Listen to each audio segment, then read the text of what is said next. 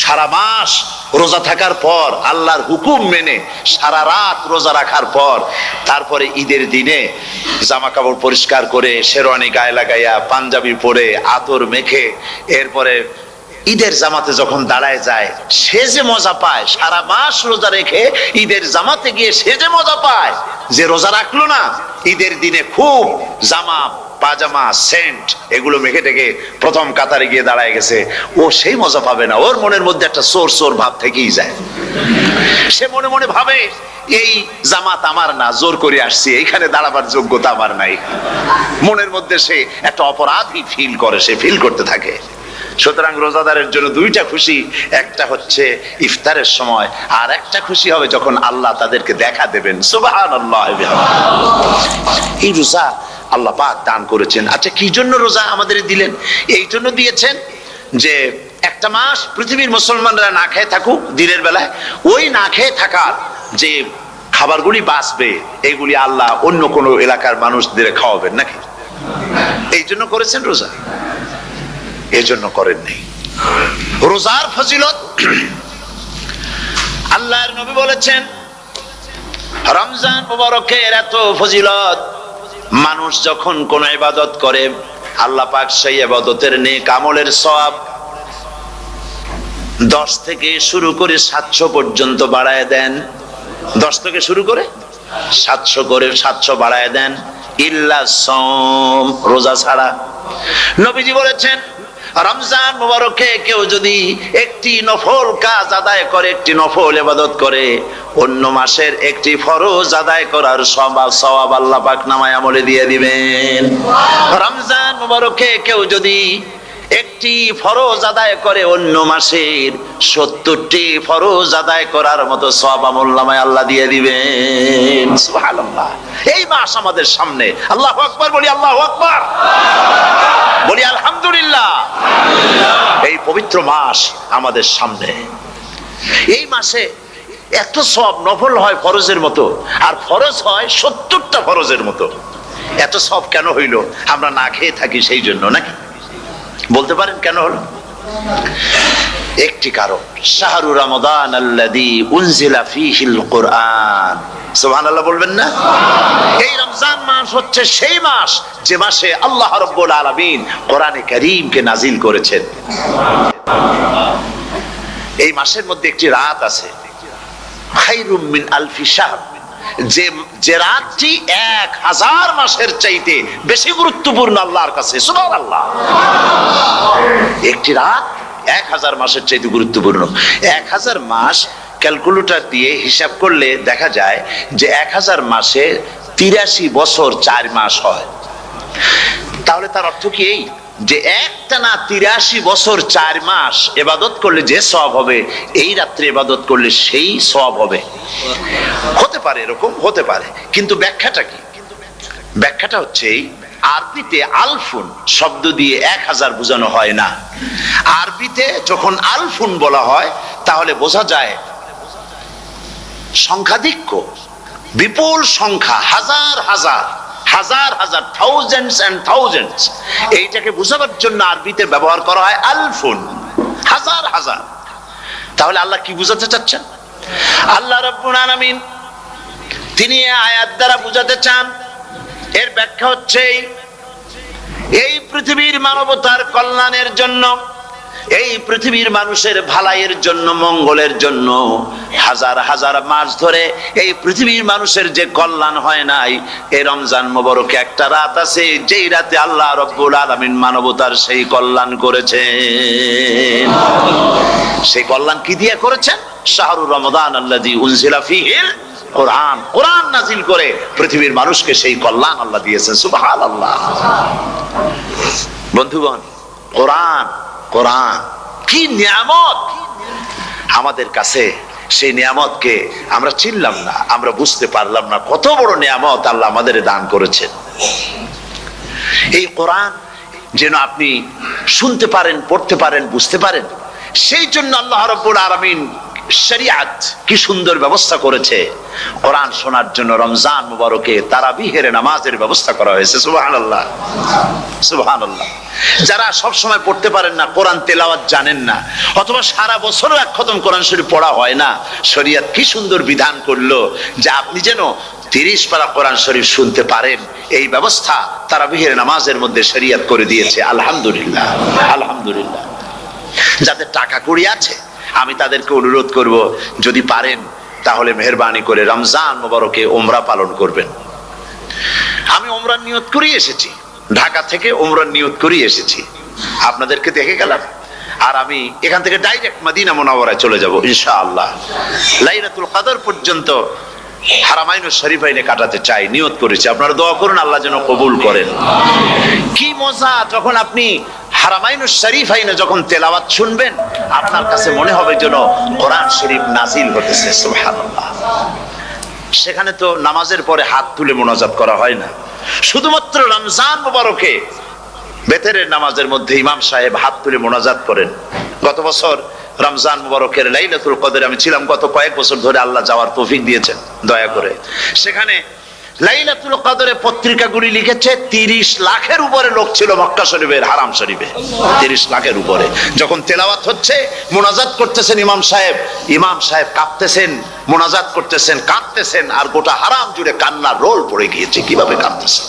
সারাদিন মানুষ রোজা রেখে তারপরে ইফতার করতে যখন বসে, আমি সেই জান্নাতের কথা কেমনে আপনাদের বুঝাবো? রসগোল্লা কেমন লাগে বক্তৃতা দিয়ে 6 ঘন্টা বক্তৃতা দিয়েও বোঝানো যাবে না। যদি মুখের মধ্যে ঢুকাইতে পারি তাহলে বুঝবেন যে মজাটা কি। এটা তো আমি বুঝাইতে পারবো না কি মজাটা লাগে। সারাদিন রোজা রাখার পর সমস্ত লক্ষ লক্ষ মুসল্লিরা বসে আছে মক্কা শরীফে, কাবা শরীফ সামনে, এখানে বসে আছে। রোজাদারের সামনে আছে জমজমের পানি আর মদিনা মুনাওয়ারার খুরমা। আল্লাহর ঘর সামনে, জান্নাতের থেকে আর কাকে বলে! সুবহানাল্লাহ। আর মসজিদে নববীর ভিতরে মদিনার আকর্ষণ কাশাস আলাদা। মদিনা শরীফের আপনাকে যদি পাইয়া যায় কোন আরব, কোন মাদানী, আপনারা ছাড়বেই না, আদর করে পাশে বসাবে, তোমারে আমি এই জিনিস খাওয়াবো, এইটা দিয়ে ইফতার করাবো, আমার কাছ দিয়ে তুমি উঠতেই পারবে না, আপনাকে জোর করে বসায় দিবে। মসজিদে নববীতে রিয়াদুল জান্নাহ রাসূল করিম সাল্লাল্লাহু আলাইহি ওয়াসাল্লামের কবর শরীফের কাছে বসে আপনি ইফতার করতেছেন, কত বড় নসিব!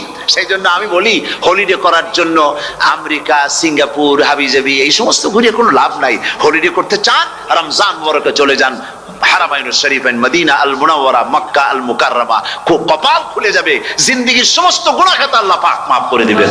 রাসূল করিম সাল্লাল্লাহু আলাইহি ওয়াসাল্লাম বলেছেন, রমজান মুবারকে যে উমরা করলো সেজন্য হজ আদায় করলো। সুবহানাল্লাহ।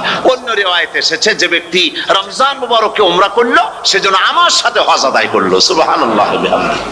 তো বলতেছিলাম যে কোরআনে কারীম হচ্ছে একটি বিরাট নিয়ামত। এই নিয়ামত শোনানো হয় রমজান মুবারকে।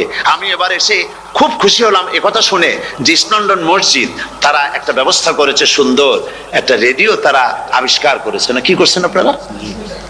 ট্রান্সমিটার তৈরি করেছেন। ওনারা ওখানে রেডিও বিক্রি করেন। আপনারা বহু টাকা খরচ করেছেন, তারা হাজার হাজার পাউন্ড খরচ করে টাওয়ার বানিয়েছেন এবং একটা ফ্রিকোয়েন্সি তারা নিজেরা নিয়েছেন, আর রেডিওগুলি 125 পাউন্ড করে ওনারা দিচ্ছেন খরচ হিসেবে। এইটা যারা নিয়ে যায় ঘরের মধ্যে বসে তারাবিহের তেলাওয়াত তারা শুনতে পাবেন। মহিলারা অনেক সময় আসতে পারেন না, মহিলারা ঘরে বসে শুনতে পারবেন। ওই ইস্ট লন্ডন মসজিদে যত ওয়াজ হবে, তেলাওয়াত হবে, নামাজ হবে, আজান হবে, ওয়াজ হবে, জিকির হবে, সব আপনার ঘরে বসে আপনি শুনতে পারবেন। আল্লাহ রাব্বুল আলামিন এই ইকদামকে, এই পদক্ষেপকে আল্লাহ কবুল করুন, সবাই বলেন আমিন। এবং প্রত্যেকের ঘরে ঘরে এই রেডিও পৌঁছে যাক, আমরা বলি আমিন। আল্লাহ যেন কবুল করেন। আপনি ঘরে বসে মসজিদের সমস্ত প্রোগ্রাম পেতে পারবেন। আর কি সুন্দর, সেখানে যিনি তেলাওয়াত করেন, আজান দেন, আলহামদুলিল্লাহ, তার আজান শুনলে পরে তো মনে হয় যে আমি মক্কা শরীফে চলে গেছি, মদিনায় চলে গেছি। আর তেলাওয়াতও কত সুন্দর, আলহামদুলিল্লাহ। আল্লাহ তার প্রতি রহম করুন, আমরা বলি আমিন। সুতরাং বলতেছিলাম যে এই পবিত্র রমজানুল মুবারক, এটি কি জিনিসটা, কি জিনিসটা বোঝাবার জন্য আমি বলি, যেমন এই ঘড়িটা এটা কেনার পর 2-1 বছর পর এটা ফাস্ট হয় অথবা কি হয়, স্লো হয়ে যায়। তখন এটাকে সারার জন্য আমরা হসপিটালে দেই। হসপিটাল মানে লন্ডন হসপিটাল না, ঘড়িরও হসপিটাল আছে। তো ঘড়ির হসপিটালে দিলাম, ওরা এটাকে দেখে শুনে ওয়াইলিং করে টরে দিল ঠিক মতো। একবার যদি ঠিক করে দিল, আবার আমার 1-2 বছর চললো, আর কোনো ডিস্টার্ব করবে না, ঠিক কিনা? আপনার গাড়ির ইঞ্জিন যদি কোনো রকমের অসুবিধা করে তাহলে গাড়ির ইঞ্জিনকে ওভারহোলিং করতে হয়, ইঞ্জিন ডাউন দিতে হয়। একবার যদি ইঞ্জিন ডাউন দিলেন, ওভারহোলিং করলেন, তাহলে আপনার এই গাড়ি 5-6 বছরের জন্য আর হাত দিতে হবে না। এই কথাগুলি বুঝতে পারছেন কিনা? সারা জীবন সারা মাস অন্যায় করার পরে, গুনাহ করার পরে মানুষের অন্তঃকরণে কালিমা লেগে যায়।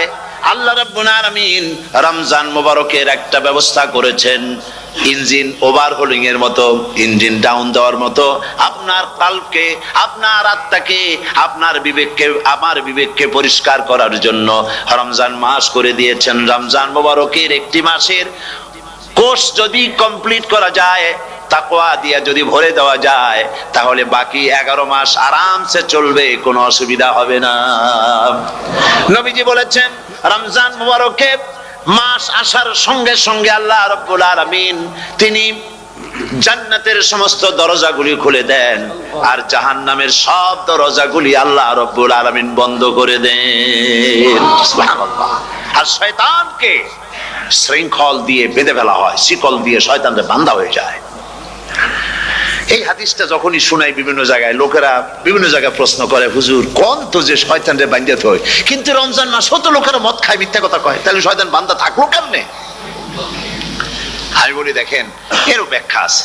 এর ব্যাখ্যা হলো এই, কোন কোন ঘড়ি আছে একবার চাবি দিলে 6 মাস চলে, আর একবার চাবি দিলে 2 বছর চলে, আবার চাবি দিলে লাইফ চলে যায়, এরকমের ঘড়িও আছে। কোন কোন মানুষের শয়তানে এমন চাবি দিছে যে চাবিতে 6 মাস চলে, কোনটায় 10 মাস চলে, কোনটায় বছর চলে। রোজার মাসেও যারা গুনাহ করে শয়তানে এমন চাবি দিছে যে রোজার মাসেও বন্ধ হচ্ছে না, এরা শয়তানের খপ্পরে পড়ে গেছে। আল্লাহ এই চাবি থেকে মুসলমানদেরকে হেফাজত করুন, বলি আমিন। জোরে বলেন আমিন। শয়তান থেকে পানাহ কেউ দিতে পারে না, কোন গভর্নমেন্ট পারবে না। ব্রিটিশ গভর্নমেন্ট পারবে নাকি? American government? কেউ পারবে না। শয়তান থেকে পানাহ দিতে পারে কেবলমাত্র কে? ওই আল্লাহ রাব্বুল আলামিন আমাদেরকে শিখায় দিয়েছেন, শয়তানের ওয়াসওয়াসা থেকে আমার কাছে পানাহ চাও। আউযু বিল্লাহি মিনাশ শাইতানির রাজিম। বিতাড়িত মরদুদ শয়তানের ওয়াসওয়াসা থেকে পানাহ চাই, আল্লাহর কাছে পানাহ চাও। আল্লাহ পাক বলেন আমি পানাহ দিতে পারি শয়তানের ওয়াসওয়াসা থেকে। শয়তান থেকে আশ্রয় একমাত্র সিকিউরড, নিরাপত্তা পেয়েছেন আল্লাহর পয়গম্বরেরা। সুবহানাল্লাহ। আম্বিয়া আলাইহিমুস সালাম তারা আল্লাহ কর্তৃক নিয়ন্ত্রিত, শয়তানের ক্ষমতা নাই পয়গম্বরদের কাছে যাওয়া। চতুর সীমানার ভেতরে শয়তান প্রবেশ করে কোন নবীকে ওয়াসওয়াসা দিতে পারবে না, বলি সুবহানাল্লাহ। এই জন্য শয়তান থেকে বেঁচে যাওয়া, শয়তানের ওয়াসওয়াসা থেকে বাঁচা খুবই কঠিন। সেই জন্য আল্লাহ পাক বলছেন শয়তানকে বেঁধে রাখা হয়, জান্নাতের সমস্ত দরজা খোলা, জাহান্নামের সমস্ত দরজা বন্ধ হয়ে যায়। এই নিয়ামতের মাস আমাদের সামনে। প্রত্যেকটি যখন কোন ওয়ার্কশপ হয়, তো ওয়ার্কশপের জন্য এক একটা কি বলে সিলেবাস থাকে। রমজান মুবারক একটা ওয়ার্কশপ। এই ওয়ার্কশপের মধ্যে একটা সিলেবাস আছে, সেই সিলেবাসের নাম হচ্ছে কোরআন। কোরআন কোরআন কোরআন নাজিলের মাসে আমরা কি কোরআন তেলাওয়াত করি? বলেন। রোজা হচ্ছে, হাদিস শরীফের মধ্যে বলা হয়েছে আস-সাওমু জুন্নাহ, রোজা হচ্ছে ঢাল। রোজা কি কোন তো? ঢাল। বোঝেন তো ঢাল কি? প্রোটেক্টর। আপনি জিহাদের ময়দানে, যুদ্ধের ময়দানে নিরাপত্তার জন্য, বাইরের থেকে আক্রমণকে ভিড়াবার জন্য কি ব্যবহার করেন? ঢাল ব্যবহার করেন। রোজা হচ্ছে ঢাল, শয়তানের সমস্ত আক্রমণ থেকে বাঁচার জন্য রোজা হচ্ছে ঢাল। রোজার দিনে কেউ যদি আপনার সাথে ঝগড়া করে, তাহলে রাসূল বলেছেন তুমি বলো, তুমি ঝগড়ায় প্রবৃত্ত হবে না। তোমার সাথে যদি কেউ ঝগড়া করে, তুমি বলবে ইন্নী সাইম, আমি রোজাদার। আমি তোমার মতো ঝগড়া করতে আমিও পারি, আমি তোমার মতো গালাগালি দিতে পারি, কিন্তু আমি দেব না, ঝগড়াও করব না, গালিও দেব না, মারামারিও করব না, কারণ আমি রোজাদার। সুবহানাল্লাহ। রোজা আপনাকে গুনাহ থেকে বাঁচায় দেবে। দেখেন রোজা কিভাবে গুনাহ থেকে বাঁচায়। মিথ্যেবাদী, মিথ্যেবাদী সারাক্ষণ মিথ্যে কথা বলে, কিন্তু রোজার মাস আসছে। এখন মিথ্যাবাদী যারা, তাদের ঘনিষ্ঠ লোকদের কাছে শুনেছি যে তারা বলে, যদি কোনো লোক দিনের বেলা এসে যায় আর এমন কথা, যে কথা বলতে গেলে মিথ্যা বলা ছাড়া উপায় নাই তার জন্য, সে তখন বলে ভাই তুমি তো অসময় আসছো, এখন আমি খুব ব্যস্ত, আই এম ভেরি বিজি, তুমি রাত্রে আসো। কথা বুঝতে পেরেছেন? তো রোজা হচ্ছে কি, রোজাটা কি বলে? ঢাল। কোন মেয়ে লোকের দিকে চোখ পড়লো, আহা আমি তো রোজাদার, চোখকে সাথে সাথে নিচে নামায় ফেললো। গানের আওয়াজ আসলো, আমি তো রোজাদার, সে গানটা শুনলো না। কাজী সমস্ত গুনাহ থেকে বাঁচার জন্য রোজা একটা বিরাট হাতিয়ার। সুবহানাল্লাহ। এই মাসে আল্লাহ রাব্বুল আলামিন এই মাসটা, এই রোজাটা কেন দিয়েছেন? লাআল্লাকুম তাত্তাকুন, ইয়া আইয়ুহাল্লাযীনা আমানু কুতিবা আলাইকুমুস সিয়ামু কামা কুতিবা আলাল্লাযীনা মিন ক্বাবলিকুম লাআল্লাকুম তাত্তাকুন। হে বিশ্বাসীরা, তোমরা যারা ঈমান এনেছো, শোনো, আমি রোজাকে তোমাদের জন্য ফরজ করেছি, যেমন করে ফরজ করেছিলাম তোমাদের পূর্বপুরুষদের উপরে। রোজা শুধু আমাদের উপরে ফরজ হয়েছে তা না, আমাদের আগে যারা যেসব নবীরা আসছিলেন তাদের উপর রোজা কি ছিল? ফরজ ছিল। সুতরাং এই রোজা তোমাদের উপরে ফরজ, এই জন্য লাআল্লাকুম তাত্তাকুন, যাতে করে তোমরা কি হতে পারো? পরেজগার হতে পারো। কি হতে পারো? পরেজগার, মুত্তাকি হতে পারো, আল্লাহকে ভয় করতে পারো।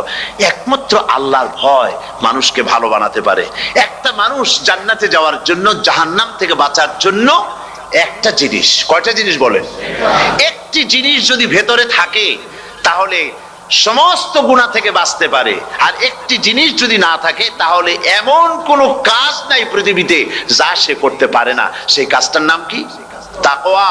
সবাই বলেন, কাজটার নাম কি? তাকওয়া।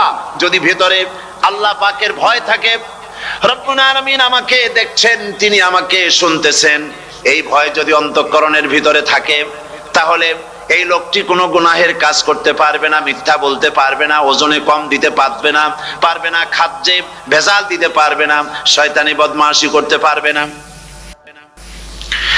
আর যদি এই জিনিসটির অভাব থাকে, যদি তাকওয়া না থাকে, তাহলে সমস্ত অন্যায় কাজ সে করতে পারবে। এই জন্য আল্লাহ রাব্বুল আলামিন বলেন, রোজা এই জন্য দান করেছে যাতে করে, রোজার মাস এই জন্য দিলাম, লাআল্লাকুম তাত্তাকুন, তোমাদের ভিতরে তাকওয়ার সৃষ্টি হয়। এই ওয়াজ আমি আপনাদের সামনে অনেকবার করেছি। হযরত ওমর রাদিয়াল্লাহু তাআলা আনহু রাতের বেলায় ঘুরতে ঘুরতে দেখেন এক বাড়িতে আলো জ্বলছে, শেষ রাত। এই রাত্রে বাড়িতে আলো জ্বলে কেন? ভাবলেন কোনো অসুখ বিসুখ হলো নাকি। তো উনি কাছে গেছেন, গিয়ে কান পেতে শুনতেছেন। বাড়ির মালিক বুড়ি তার যুবতী মেয়েকে ডেকে বলছে, মা ওঠো, তাড়াতাড়ি ওঠো। কেন? কয় যে সকাল তো হয়ে গেল, দুধ দই এনেছি, আমি দুধ এনে রাখছি, এখন তুমি পরিমাণ মতো সবটা পাত্রে পানি দিয়ে ভরে দাও, তাহলে ওজন বেশি হবে আর আমরা ভালো লাভ করতে পারবো। মেয়ে বলছে, মা তুমি বলো কি, এটা আমার দ্বারা সম্ভব না। কেন সম্ভব নয়? হযরত ওমর এক ফরমান জারি করেছেন, তিনি বলেছেন পানিতে, দুধের মধ্যে পানি মিশাতে নিষেধ করেছেন। তাছাড়া রাসূল করিম সাল্লাল্লাহু আলাইহি ওয়াসাল্লাম খাদ্যদ্রব্যে ভেজাল দিতে নিষেধ করেছেন। কাজী হযরত ওমরের এই নির্দেশকে আমি অমান্য করতে পারবো না। মা বলছে, দেখো ওমর এখন তো ঘুমাইতেছে, এত রাত্রে তিনি কি এখানে আসছেন নাকি আমাদের এই কারবার দেখতে? তুমি পানি মিশাও ইচ্ছে মতো। মেয়ে বলছে, মা হযরত ওমর ঘুমাতে পারেন, তার পুলিশেরা, তার গোয়েন্দা বিভাগের লোকেরা ঘুমাতে পারেন, হযরত ওমরের চোখকে ফাঁকি দেওয়া যাবে, হযরত ওমরের পুলিশকে ফাঁকি দেওয়া যেতে পারে, কিন্তু আল্লাহ রাব্বুল আলামিনের চোখকে ফাঁকি দেওয়া যাবে না। আমার পক্ষে সম্ভব নয়, আমি দুধে পানি মিশাতে পারবো না। হযরত ওমর রাদিয়াল্লাহু তাআলা চলে গেলেন, গিয়ে তার ছেলেকে ডেকে বললেন, ছেলে আমি তো এখন বুড়া হয়ে গেছি, আমার বিয়ের বয়স নাই, আমি একটা মেয়ের খোঁজ নিয়ে আসছি, যদি আমার বয়স থাকতো এই মেয়েটার আমি বিয়ে করতাম। সুবহানাল্লাহ, সুবহানাল্লাহ। তো এই মেয়েটা তুমি খোঁজ নাও, যদি বিয়ে না হয়ে থাকে তুমি প্রস্তাব দাও বিবাহের। কি সৌন্দর্য তিনি দেখলেন মেয়েটার মধ্যে, স্বাস্থ্য, রূপ, যৌবন, কি দেখলেন? তাকওয়া। জোরে বলেন না, কি দেখলেন? তাকওয়া। এই তাকওয়া তিনি দেখলেন। এই তাকওয়ার উপরে ভিত্তি করে আমিরুল মুমিনিন, অর্ধেকটা পৃথিবীর প্রেসিডেন্ট, খলিফাতুল মুসলিমিন, আমিরুল মুমিনিন হযরত ওমর তার ছেলের জন্য পুত্রবধূ করে তাকে ঘরে নিয়ে আসলেন। সুবহানাল্লাহ। ফায়দা কি হলো? ফায়দা এই হলো, এই মেয়ের গর্ভে যে মেয়ে হলো, সেই মেয়ের গর্ভে ফারুকে সানি হযরত ওমর ইবনে আব্দুল আজিজ রাহমাতুল্লাহ আলাইহির মতো ফারুকে সানি আল্লাহ দান করে দিলেন। সুবহানাল্লাহ ওয়া বিহামদি। এটা নাম হচ্ছে তাকওয়া। এই তাকওয়ার ব্যাপারে হযরত ওমর রাদিয়াল্লাহু তাআলা আনহু তিনি হযরত কাব বিন উবাই রাদিয়াল্লাহু তাআলা আনহুকে জিজ্ঞেস করেছিলেন যে তাকওয়ার একটা ব্যাখ্যা আপনি কি আমাকে বলতে পারেন, তাকওয়ার ব্যাখ্যাটা কি? তিনি বললেন, হ্যাঁ পারি। কি ব্যাখ্যা? তিনি বলেন যে দেখুন, তাকওয়ার ব্যাখ্যা হচ্ছে এই যে সংকীর্ণ একটি রাস্তা, সরু ন্যারো একটা রোড, এই ন্যারো রোডের দুই দিকে আছে কাঁটাযুক্ত লতা পাতা। এই কাঁটাযুক্ত লতা পাতার মধ্য দিয়ে এই সরু রাস্তা দিয়ে আপনি যখন যাবেন তো কিভাবে যাবেন? হযরত ওমর বললেন আমার জামা কাপড় এইভাবে খুব আটোসাটো করে আমরা যাব, যাতে করে গায়ের চামড়াও না ছেড়ে আমার জামাও যাতে না ছেড়ে যায়। হযরতে কাব বিন উবাই রাদিয়াল্লাহু তাআলা আনহু বলছেন এটার নামই হচ্ছে তাকওয়া। এটার নাম কি? তাকওয়া। এটার নাম হচ্ছে তাকওয়া। দুনিয়ার অসংখ্য পাপের ভেতর থেকে আপনি চলে যাবেন, পাপ যেন আপনাকে স্পর্শ করতে না পারে। এটার নাম তাকওয়া। বাইন মাছ নিশ্চয়ই খেয়েছেন আপনারা, না লন্ডনে পাওয়া যায় না? পাওয়া যায়।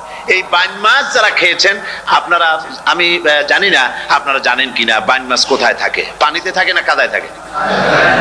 মাশাআল্লাহ, বাইন মাছ থাকে কাদার মধ্যে। কিন্তু এই বাইন মাছ যারা ধরেছে তাদের মুখে শুনেছি আমি যে বাইন মাছ থাকে কাদায়, ওকে যখন ধরে টেনে বের করায় কাদার মধ্যে থেকে এক ফোঁটা কাদা ওর গায়ে নাই। এই কলুষিত সমাজ, পাপে ভরপুর, গ্রেট ব্রিটেন, আমেরিকা, পাশ্চাত্য, আমাদের দেশ, সর্বত্র পাপ আর পাপ। এই পাপের মধ্যে বাইন মাছ শুধু খাইয়েন না, ওর কাছ থেকে শিক্ষাও গ্রহণ করেন।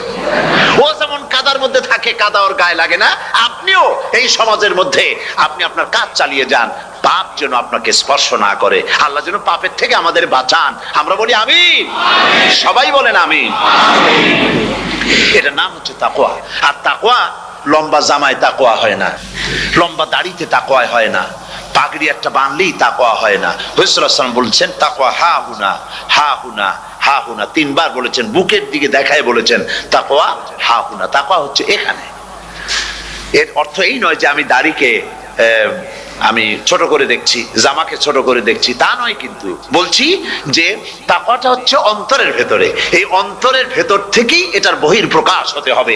আপনার কথায়, আপনার বলায়, আপনার ওঠায়, আপনার বসায়, আপনার চালচলনে, আপনার বিয়ে শাদীতে, আপনার ব্যবসা বাণিজ্যের সর্বত্র তাকওয়ার ছাপ প্রদর্শিত হতে হবে। তাহলেই আমার মধ্যে তাকওয়া এসেছে বলে প্রমাণ হবে। আর এটাই আল্লাহ পাক চান, রমজান মুবারকে তোমাদের মধ্যে তাকওয়া সৃষ্টি হোক। রোজা সম্পর্কে এই কথাগুলি আমি বলে নিলাম। প্রথম 10 দিন শুধু রহমত নাজিল হবে, দ্বিতীয় 10 দিনে আল্লাহ পাক শুধু মাফ করতে থাকবেন, আর তৃতীয় 10 দিনে আল্লাহ পাক জাহান্নাম থেকে মুক্ত করে দিবেন। সুবহানাল্লাহ। রমজানে মক্কা শরীফে, মদিনা শরীফে ছোট্ট একটা বাচ্চাও ঘুমায় না। অন্তত 5-7 বছর, 8-10 বছর বয়স হয়ে গেছে এরকম বাচ্চা সারা রাত্রে 1 সেকেন্ডের মধ্যে ঘুমায় না। সমস্ত লোক জাগে, ফজরের নামাজ পড়তে থেকে ঘুমায়, সব সমানে 2 হাতে নেকি কামাই করে। নেকি কামাইয়ের মৌসুমে বাহার। রমজান হচ্ছে নেকি কামাইয়ের বসন্তকাল। আপনারা যেন খবরদার মিস করবেন না, মিস করবেন না, খবরদার। এই মাসটা পুরোপুরি কাজে লাগাবার জন্য মায়েরা, আমার মায়েরা, বোনেরা, মেহেরবানি করে এই মাসটা কাজে লাগাবেন। গীবত গাইবেন না, রাগারাগি করবেন না, ঝগড়াঝাটি করবেন না, মিথ্যা কথা বলবেন না, তেলাওয়াত, জিকির, আজগার। আর পুরুষেরাও এই জিকির আজগারের মধ্যে, মানুষকে ভালো কাজের আদেশ করার মধ্যে যা আজকে আল্লাহ আমার দিয়ে বলাইলেন, এই কাজগুলি আমি এবং আপনারা সবাই যেন আমল করতে পারি। আল্লাহ তৌফিক দান করুন। আপনারা এই মোনাজাতের পরে যে যে এলাকায় গিয়ে জামাতে এশার নামাজটা আদায় করবেন, এখানে নামাজের কোনো ব্যবস্থা করা যায় নাই বলে আমরা দুঃখ প্রকাশ করছি। পাশে যেখানে মসজিদ পান, জামাতে এশার নামাজটা খবরদার আদায় করে নেবেন, নামাজ ছেড়ে দেবেন না। 5 ওয়াক্ত নামাজ সঠিকভাবে আদায় করবেন। আর মদের ব্যবসা যাদের আছে, মদের ব্যবসা ছেড়ে দেবেন।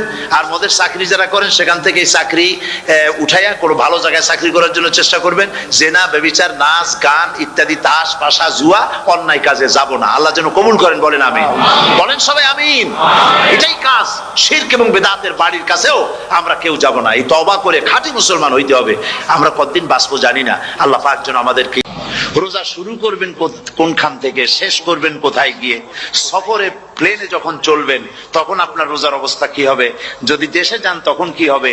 অসুস্থ হলে কি হবে? কিভাবে রোজা রাখবেন, কিভাবে রোজা ভাঙবেন, তারপরে কখন শুরু হবে, কখন কি হবে ইত্যাদি বিস্তারিত বিবরণ। রোজার মতো করে এত অন্য কোন ইবাদতের ব্যাপারে আল্লাহ এতটা বলেন নাই যতটা বলেছেন রোজার ব্যাপারে। তাহলে নিশ্চয়ই বুঝতে পারছেন রোজাটা অত্যন্ত গুরুত্বপূর্ণ ইবাদত। সবটাই গুরুত্বপূর্ণ, কিন্তু রোজাটা আল্লাহর কাছে বেশি গুরুত্বপূর্ণ। সুবহানাল্লাহ। আচ্ছা, বেশি গুরুত্বপূর্ণ কেন সে কথা কি বলবো? অবশ্যই বলবো। বেশি গুরুত্ব এই কারণে, আল্লাহ পাক বলেছেন, এটা হচ্ছে হাদিসে কুদসি। আল্লাহ পাক বলেছেন আস-সাওমু লি ওয়া আনা আজজি বিহি। অন্য রিওয়ায়াতে এসেছে ওয়া আনা উজজা বিহি। আস-সাওমু লি রোজা হলো আমার জন্য। কে বলতেছেন বলুন তো? আল্লাহ পাক বলছেন রোজা হচ্ছে আমার জন্য, রোজার পুরস্কার আমি দেব। অন্য বর্ণনায় এসেছে রোজা আমার জন্য আর রোজাদারের পুরস্কার আমি আল্লাহ নিজেই পুরস্কার। সুবহানাল্লাহ, সুবহানাল্লাহ। তাহলে প্রশ্ন আসে, আল্লাহ পাক বলছেন রোজা আমার জন্য, আস-সাওমুলি, আল্লাহ তো একথা কোথাও বলেননি আজ-যাকাতুলি, আস-সালাতুলি, আল-হাজ্জুলি। রোজা আমার কি বলে, যাকাত আমার জন্য, হজ আমার জন্য, নামাজ আমার জন্য, একথা কিন্তু আল্লাহ বলেন নাই। অবশ্যই আমরা যাকাত হোক, নামাজ হোক, হজ হোক কার জন্য করি? আল্লাহর জন্য করি। রমজানের ব্যাপারে আল্লাহ খাস করেছেন যে আস-সাওমুলি, রোজা আমার জন্য। এই কথাটার অর্থ কি, তাৎপর্য কি, ব্যাখ্যা কি, সিগনিফিকেন্স কি? এর সিগনিফিকেন্স হচ্ছে এই যে প্রত্যেকটা ইবাদতের দুটি ধরন আছে। কয়টা ধরন বলুন তো? দুটি ধরন। একটি ধরন হচ্ছে বাহ্যিক আর একটা হচ্ছে আভ্যন্তরীণ। প্রত্যেকটা ইবাদতের দুটি দিক আছে, একটা মানুষকে দেখানো আর একটা ভেতরের। যেমন নামাজ, একটি লোক নামাজ পড়ে না, কিন্তু এমন একটা সমাবেশের মধ্যে পড়ে গেছে সবাই নামাজ পড়ে। এখন আমি যদি নামাজ না পড়ি তাহলে লোকে বলবে কি? তখন উজু আছে কি না আছে দাঁড়ায় গেল, আল্লাহু আকবার। তাহলে দেখা গেল নামাজ আল্লাহর জন্য পড়ে, আবার মানুষের জন্য দেখাবার জন্য করে। যাকাত এটা দেয় মানুষে, তার নিয়তটাকে আল্লাহ পাক ভালো জানেন। কিন্তু কিছু লোক তেমন আছে যাকাতের নামে লুঙ্গি, আমাদের দেশে আছে, এখানে কি করে আমি জানি না, লুঙ্গি শাড়ি কিনে তারপরে বাড়িতে সব জমা করে এরপরে গরিবদের দাওয়াত দেয় এবং সকলকে দেখায় এইভাবে লুঙ্গি দিল, শাড়ি দিল, লোকেরা দেখলো যে যাকাত দিল, খুব যাকাত দিয়েছে। কোরবানির ব্যাপারে এভাবে বিরাট একটা গরু কিনলো, কিনে মানুষকে দেখাইলো। চট্টগ্রামে আছে সবচেয়ে বড় দামের গরু একটা কিনে গরুর গলায় মালা একটা পরাইয়া তারপরে শহর ঘুরায়। এখন অবশ্য এটা কমে গেছে আগের থেকে অনেক। মানুষ দেখুক যে ও মুখে এই গরুটা কোরবানি করেছে। এটা কি কোরবানির জন্য হলো না মানুষকে দেখাবার জন্য হলো? হজ, টাকা আছে, লোকেরা বলবো কি যে এত টাকার মালিক তাও হজে যায় না, সুতরাং যাই একটু হজ করে আসি। তাহলে হজ করা গেল, আবার মানুষকে দেখাবার জন্য করলো। দুটি জিনিস আছে। কিন্তু একমাত্র রোজা যদি কেউ রাখে মানুষকে দেখাবার জন্য সকাল থেকে শুরু করে সন্ধ্যা পর্যন্ত না খাইয়া কোনো পাগলও থাকবে না। বলেন আপনারা ঠিক কিনা? সে তো মানুষকে দেখাবার জন্য দাঁত পরিষ্কার করে নিল আর দুপুরে ভাত খাই নিল, বউতেও টের পাইলো না। পারবে কিনা? পারবে। টয়লেটে গিয়ে খাই নিল ভালো করে, কোন একটা আড়াল জায়গা নিয়ে খেয়ে গেল, বাচ্চাও দেখলো না, বউতেও দেখলো না, খেয়ে নিল। তাহলে সে তো রোজা রাখলো না। আল্লাহ পাক বলছেন আস-সাওমুলি, রোজা হচ্ছে আমার জন্য। যে রোজা রাখে আমার জন্যই রাখে, মানুষকে দেখাবার জন্য সারাদিন না খেয়ে থাকার কোনো প্রশ্নই ওঠে না। সুবহানাল্লাহ। সুতরাং রোজা যে রাখলো সে আমার জন্যই রাখলো। ওয়া আনা আজজি বিহি, রোজার পুরস্কার আমি আমার হাত দিয়ে দেব। সুবহানাল্লাহ, আমার হাত দিয়ে দেব।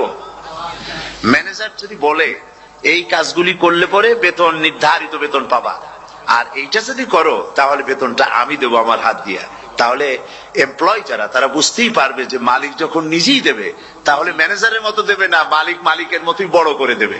তো আল্লাহ পাক ফেরেশতাদের কাছে এটা রাখেন নাই, সব নাকি তোমরা লেখো গিয়া, আর রোজার সওয়াব আমার হাত দিয়ে আমি দেব। সুবহানাল্লাহ। এরপরে আল্লাহ পাক বলছেন, অন্য রিওয়ায়াতে এসেছে রোজা আমার জন্য আর রোজাদারের পুরস্কার আর কিচ্ছু না, রোজাদারের পুরস্কার আমি আল্লাহ নিজেই পুরস্কার হয়ে যাব। সুবহানাল্লাহ। হাদিস শরীফে এসেছে রোজা রাখলে পরে ক্ষুধার কারণে, খালি পেটে থাকার কারণে টক্সিন জাতীয় এক প্রকারের গ্যাস তৈরি হয় পেটের ভেতরে, স্টমাকের মধ্যে, ফলে মুখে এক রকমের দুর্গন্ধের সৃষ্টি হয়। নবীজি বলেছেন রোজাদারের মুখের থেকে যে গন্ধ বের হয় আল্লাহ পাকের কাছে রোজাদারের মুখের গন্ধ মেশক আম্বারের চাইতে বেশি পবিত্র। আপনার মুখের গন্ধটাও আল্লাহর কাছে পবিত্র। রোজাদারের জন্য, রোজাদারদের জন্য জান্নাতের একটি দরওয়াজা খাস করে রাখা হয়েছে, যার নাম রায়্যান। এই দরওয়াজা রোজাদারদের জন্য, কেবলমাত্র রোজাদারেরা সেখান থেকে প্রবেশ করবে, আর কেউ প্রবেশ করতে পারবে না। এই রোজাদারদের সম্পর্কে আল্লাহ পাক বলেছেন, হাদিস শরীফে এসেছে, বুখারী শরীফের হাদিস, রাসূল করিম সাল্লাল্লাহু আলাইহি ওয়াসাল্লাম বলেছেন, লিসাইমে ফারহাতান, ফারহাতুন ইনদা ফিতরিহি ওয়া ফারহাতুন ইনদা লিকাই রাব্বিহি। রোজাদারের জন্য দুইটা খুশি। কয়টা খুশি বলুন তো? কে বলছেন? আল্লাহ রাসূল বলছেন রোজাদারের জন্য দুইটা খুশি, লিসাইমে ফারহাতান, দুটি খুশি। ফারহাতুন ইনদা ফিতরিহি, একটা খুশি হচ্ছে ইফতারের সময়।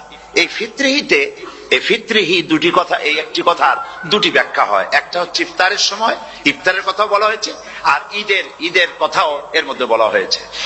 ইফতারের সময় হলে একটা খুশি, আর একটা খুশি হচ্ছে ইনদা লিকাই রাব্বিহি, যখন রোজাদারের সঙ্গে আল্লাহ পাক দেখা করবেন তখন হবে আরেকটা খুশি।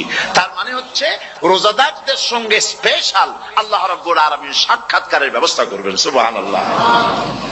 তাহলে দুটি জিনিস হলো, একটা হলো ইফতারের জন্য রোজাদারের জন্য দুটা খুশি, একটা হলো ইফতারের সময়, আর একটা হচ্ছে আল্লাহর সঙ্গে যখন দেখা করবে। তো ইফতারের যে খুশিটা, এই খুশি রোজাদার ছাড়া কেউ বুঝবে না। ইফতার সারাদিন রোজা রাখার পর সামনে পেঁয়াজি, বেগুনি, সালাদ, তরমুজ, মিষ্টি, তারপরে আম্বালা সুইট মিটের নানান রকমের মিষ্টি, এরপরে মুড়ি, কত কিছু সব সামনে নিয়ে বসে আছে। দেখছেন অবস্থা? সমস্ত কিছু সামনে বসা, ঘড়ির দিকে তাকানো। আপনি যদি 5 মিনিট আগে খান, ফেরেশতা এসে মুখের উপর থাপ্পড় মারবে, বেটা খাইলি কেন? বলবে কেউ? বলবে না। কোন ফেরেশতা লাঠি নিয়ে দাঁড়ায় আছে? দাঁড়ায় নাই, কিন্তু আপনি খাচ্ছেন না কেন? সুবহানাল্লাহ, সুবহানাল্লাহ বলবেন না? অন্তত 1500 বছর আগে আল্লাহ রাব্বুল আলামিন নির্দেশ করে রেখেছেন, সূর্য সাদা হওয়া থেকে, পূর্ব দিগন্ত সাদা হওয়া থেকে শুরু করে পশ্চিম দিগন্তে যখন কালো রেখা দেখা দেবে, যখন মাগরিব হয়ে যাবে, সূর্যাস্ত যাবে, ততক্ষণ পানাহার আর স্ত্রী সম্ভোগ থেকে বিরত থাকো। 1500 বছর আগের আল্লাহ রাব্বুল আলামিনের এই নোটিশ কিভাবে কার্যকরী হচ্ছে উম্মতের মধ্যে, মুসলমানদের ভেতরে। খাবার সামনে আছে, পিপাসা লেগেছে। এখন তো পিপাসা লাগে না, খুব ঠান্ডার সময়, এখন রোজা রাখতে খুব মজা হবে, তাই না? খুব মজার রোজা। কিন্তু এই রোজা যখন জুন মাস আর জুলাই মাসে আসবে, তখন টের পায় মানুষ রোজা কাহাকে বলে। প্রচন্ড পিপাসা, সামনে সব খাবার পড়ে আছে, একটা খাবারের দিকে রোজাদারের হাত যায় না, ঘড়ির দিকে তাকায় আর চুপ করে বসে বসে আল্লাহর জিকির করতে থাকে। আল্লাহ কয়, ফেরেশতারা দেখ, এই বান্দা বানাইতে নিষেধ করছিলি। সুবহানাল্লাহ। আল্লাহ খুশি হয়ে যায়। রোজাদার অপেক্ষা করতে থাকে, ঠিক যখন কাটায় সময়টা এসে গেছে, তখন আল্লাহর নাম করে খুরমা দিয়ে, পানি দিয়ে ইফতার শুরু করে দিল। আল্লাহ পাক খুশি হয়ে গেলেন। এই যে ইফতার, সারাদিন রোজা রেখে ইফতার করায় যে মজা, রোজা রাখলো না এরকম লোকেরাও কিন্তু ইফতার করে না? পুরান ঢাকায় আছে, ঢাকার তো কয়েকটা এলাকা আছে, পুরান ঢাকার লোকেরা নাকি বলে যে, যারা রোজা রাখে না তারা বলে যে, রোজা না রাখে একরকম পাপ করছি, আর ইফতার না করে কবিরা গুনাহ করবো নাকি? ইফতার তো করাই লাগবে। তো খুব মজা করে ইফতার করে তারা। তো সারাদিন রোজা রেখে পেঁয়াজি, ছোলা, বুট, মুড়ি খাওয়ায় যে মজা, সারাদিন ভাত খাইয়া তারপরে ইফতারের শরীক হওয়া, ছাগলে ঘাস খাইলে যেমন লাগে ওইরকম তার মুখে লাগে, এই মজা পাবে না। রোজাদারের যে মজা লাগে সেই মজা সে পাবে না। সারা মাস রোজা থাকার পর, আল্লাহর হুকুম মেনে সারা রাত রোজা রাখার পর, তারপরে ঈদের দিনে জামা কাপড় পরিষ্কার করে, শেরওয়ানি গায়ে লাগাইয়া, পাঞ্জাবি পরে, আতর মেখে, এরপরে ঈদের জামাতে যখন দাঁড়ায় যায়, সে যে মজা পায়, সারা মাস রোজা রেখে ঈদের জামাতে গিয়ে সে যে মজা পায়, যে রোজা রাখলো না, ঈদের দিনে খুব জামা, পাজামা, সেন্ট এগুলো মেখে টেকে প্রথম কাতারে গিয়ে দাঁড়ায় গেছে, ও সেই মজা পাবে না। ওর মনের মধ্যে একটা চোর ভাব থেকেই যায়। সে মনে মনে ভাবে, এই জামাত আমার না, জোর করে আসছি, এইখানে দাঁড়াবার যোগ্যতা আমার নাই। মনের মধ্যে সে একটা অপরাধী ফিল করে, সে ফিল করতে থাকে। সুতরাং রোজাদারের জন্য দুইটা খুশি, একটা হচ্ছে ইফতারের সময়, আর একটা খুশি হবে যখন আল্লাহ তাদেরকে দেখা দেবেন। সুবহানাল্লাহ। এই রোজা আল্লাহ পাক দান করেছেন। আচ্ছা, কি জন্য রোজা আমাদের দিলেন? এই জন্য দিয়েছেন যে একটা মাস পৃথিবীর মুসলমানরা না খেয়ে থাকুক দিনের বেলায়, ওই না খেয়ে থাকার যে খাবারগুলি বাঁচবে, এগুলি আল্লাহ অন্য কোন এলাকার মানুষদের খাওয়াবেন নাকি? এই জন্য করেছেন রোজা, এজন্য করেন নাই। রোজার ফজিলত আল্লাহর নবী বলেছেন, রমজান মুবারকের এত ফজিলত মানুষ যখন কোন ইবাদত করে আল্লাহ পাক সেই ইবাদতের নেক আমলের সওয়াব 10 থেকে শুরু করে 700 পর্যন্ত বাড়ায় দেন। 10 থেকে শুরু করে 700 বাড়ায় দেন, ইল্লা সাওম, রোজা ছাড়া। নবীজি বলেছেন রমজান মুবারকে কেউ যদি একটি নফল কাজ আদায় করে, একটি নফল ইবাদত করে, অন্য মাসের একটি ফরজ আদায় করার সওয়াব আল্লাহ পাক নামায়ে আমলে দিয়ে দিবেন। রমজান মুবারকে কেউ যদি একটি ফরজ আদায় করে, অন্য মাসের 70টি ফরজ আদায় করার মতো সওয়াব আমলনামায় আল্লাহ দিয়ে দিবেন। সুবহানাল্লাহ। এই মাস আমাদের সামনে, আল্লাহু আকবার বলি, আল্লাহু আকবার বলি, আলহামদুলিল্লাহ। এই পবিত্র মাস আমাদের সামনে। এই মাসে এত সওয়াব, নফল হয় ফরজের মতো, আর ফরজ হয় 70টা ফরজের মতো। এত সওয়াব কেন হইল? আমরা না খেয়ে থাকি সেই জন্য নাকি? বলতে পারেন কেন হলো?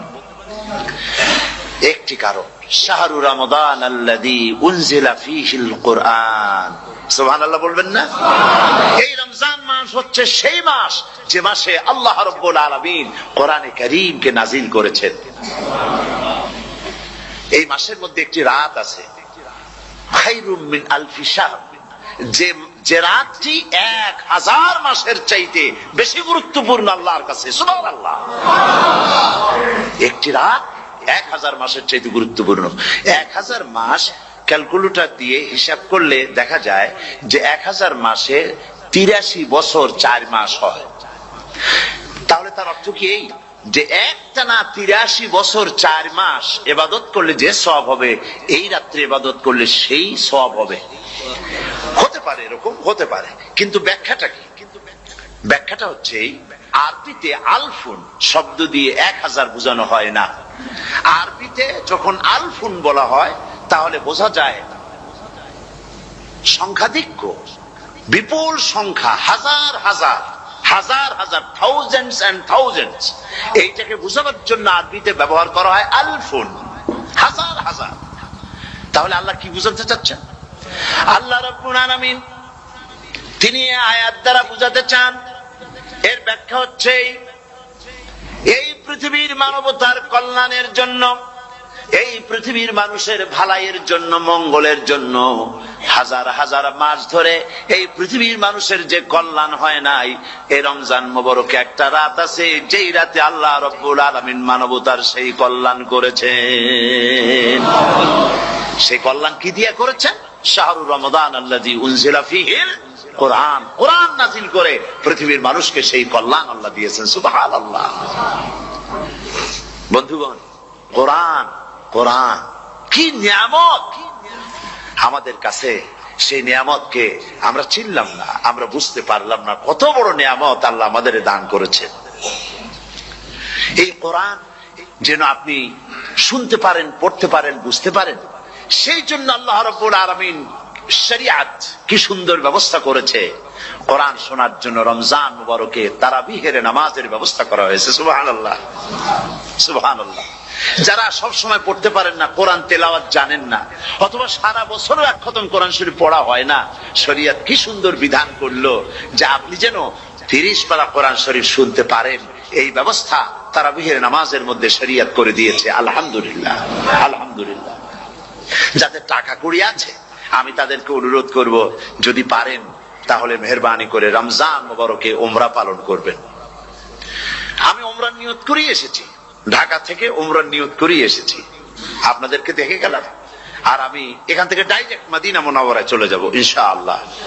লাইলাতুল কদর পর্যন্ত হারামাইনুশ শরীফাইনে কাটাতে চাই, নিয়ত করেছি। আপনারা দোয়া করুন আল্লাহ যেন কবুল করেন। কি মজা যখন আপনি হারামাইনুশ শরীফাইনে যখন তেলাওয়াত শুনবেন, আপনার কাছে মনে হবে যেন কোরআন শরীফ নাজিল হতেছে। সুবহানাল্লাহ। সেখানে তো নামাজের পরে হাত তুলে মোনাজাত করা হয় না, শুধুমাত্র রমজান মুবারকে বেতেরের নামাজের মধ্যে ইমাম সাহেব হাত তুলে মোনাজাত করেন। গত বছর রমজান মুবারকের লাইলাতুল কদরে আমি ছিলাম, গত কয়েক বছর ধরে আল্লাহ যাওয়ার তৌফিক দিয়েছেন দয়া করে। সেখানে লাইলাতুল কদরে পত্রিকাগুলি লিখেছে 30 লাখের উপরে লোক ছিল মক্কা শরীফের হারাম শরীফে, 30 লাখের উপরে। যখন তেলাওয়াত হচ্ছে, মোনাজাত করতেছেন ইমাম সাহেব কাঁপতেছেন, মোনাজাত করতেছেন, কাঁদতেছেন, আর গোটা হারাম জুড়ে কান্নার রোল পড়ে গিয়েছে। কিভাবে কাঁদতেছে! সারাদিন মানুষ রোজা রেখে তারপরে ইফতার করতে যখন বসে, আমি সেই জান্নাতের কথা কেমনে আপনাদের বুঝাবো? রসগোল্লা কেমন লাগে বক্তৃতা দিয়ে 6 ঘন্টা বক্তৃতা দিয়েও বুঝানো যাবে না। যদি মুখের মধ্যে ঢুকাইতে পারি তাহলে বুঝবেন যে মজাটা কি। এটা তো আমি বুঝাইতে পারবো না কি মজাটা লাগে। সারাদিন রোজা রাখার পর সমস্ত লক্ষ লক্ষ মুসল্লিরা বসে আছে মক্কা শরীফে, কাবা শরীফ সামনে, এখানে বসে আছে। রোজাদারের সামনে আছে জমজমের পানি আর মদিনা মুনাওয়ারার খুরমা। আল্লাহর ঘর সামনে, জান্নাতের থেকে আর কাকে বলে? সুবহানাল্লাহ। আর মসজিদে নববীর ভিতরে মদিনার আকর্ষণ কাশাস আলাদা। মদিনা শরীফের আপনাকে যদি পাইয়া যায় কোন আরব, কোন মাদানী, আপনারা ছাড়বি না, আদর করে পাশে বসাবে। তোমারে আমি এই জিনিস খাওয়াবো, এইটা দিয়ে ইফতার করাবো, আমার কাছ দিয়ে তুমি উঠতেই পারবে না। আপনাকে জোর করে বসায় দিবে মসজিদে নববীতে, রিয়াদুল জান্নাহ, রাসূল করিম সাল্লাল্লাহু আলাইহি ওয়াসাল্লামের কবর শরীফের কাছে বসে আপনি ইফতার করতেছেন। কত বড় নসিব!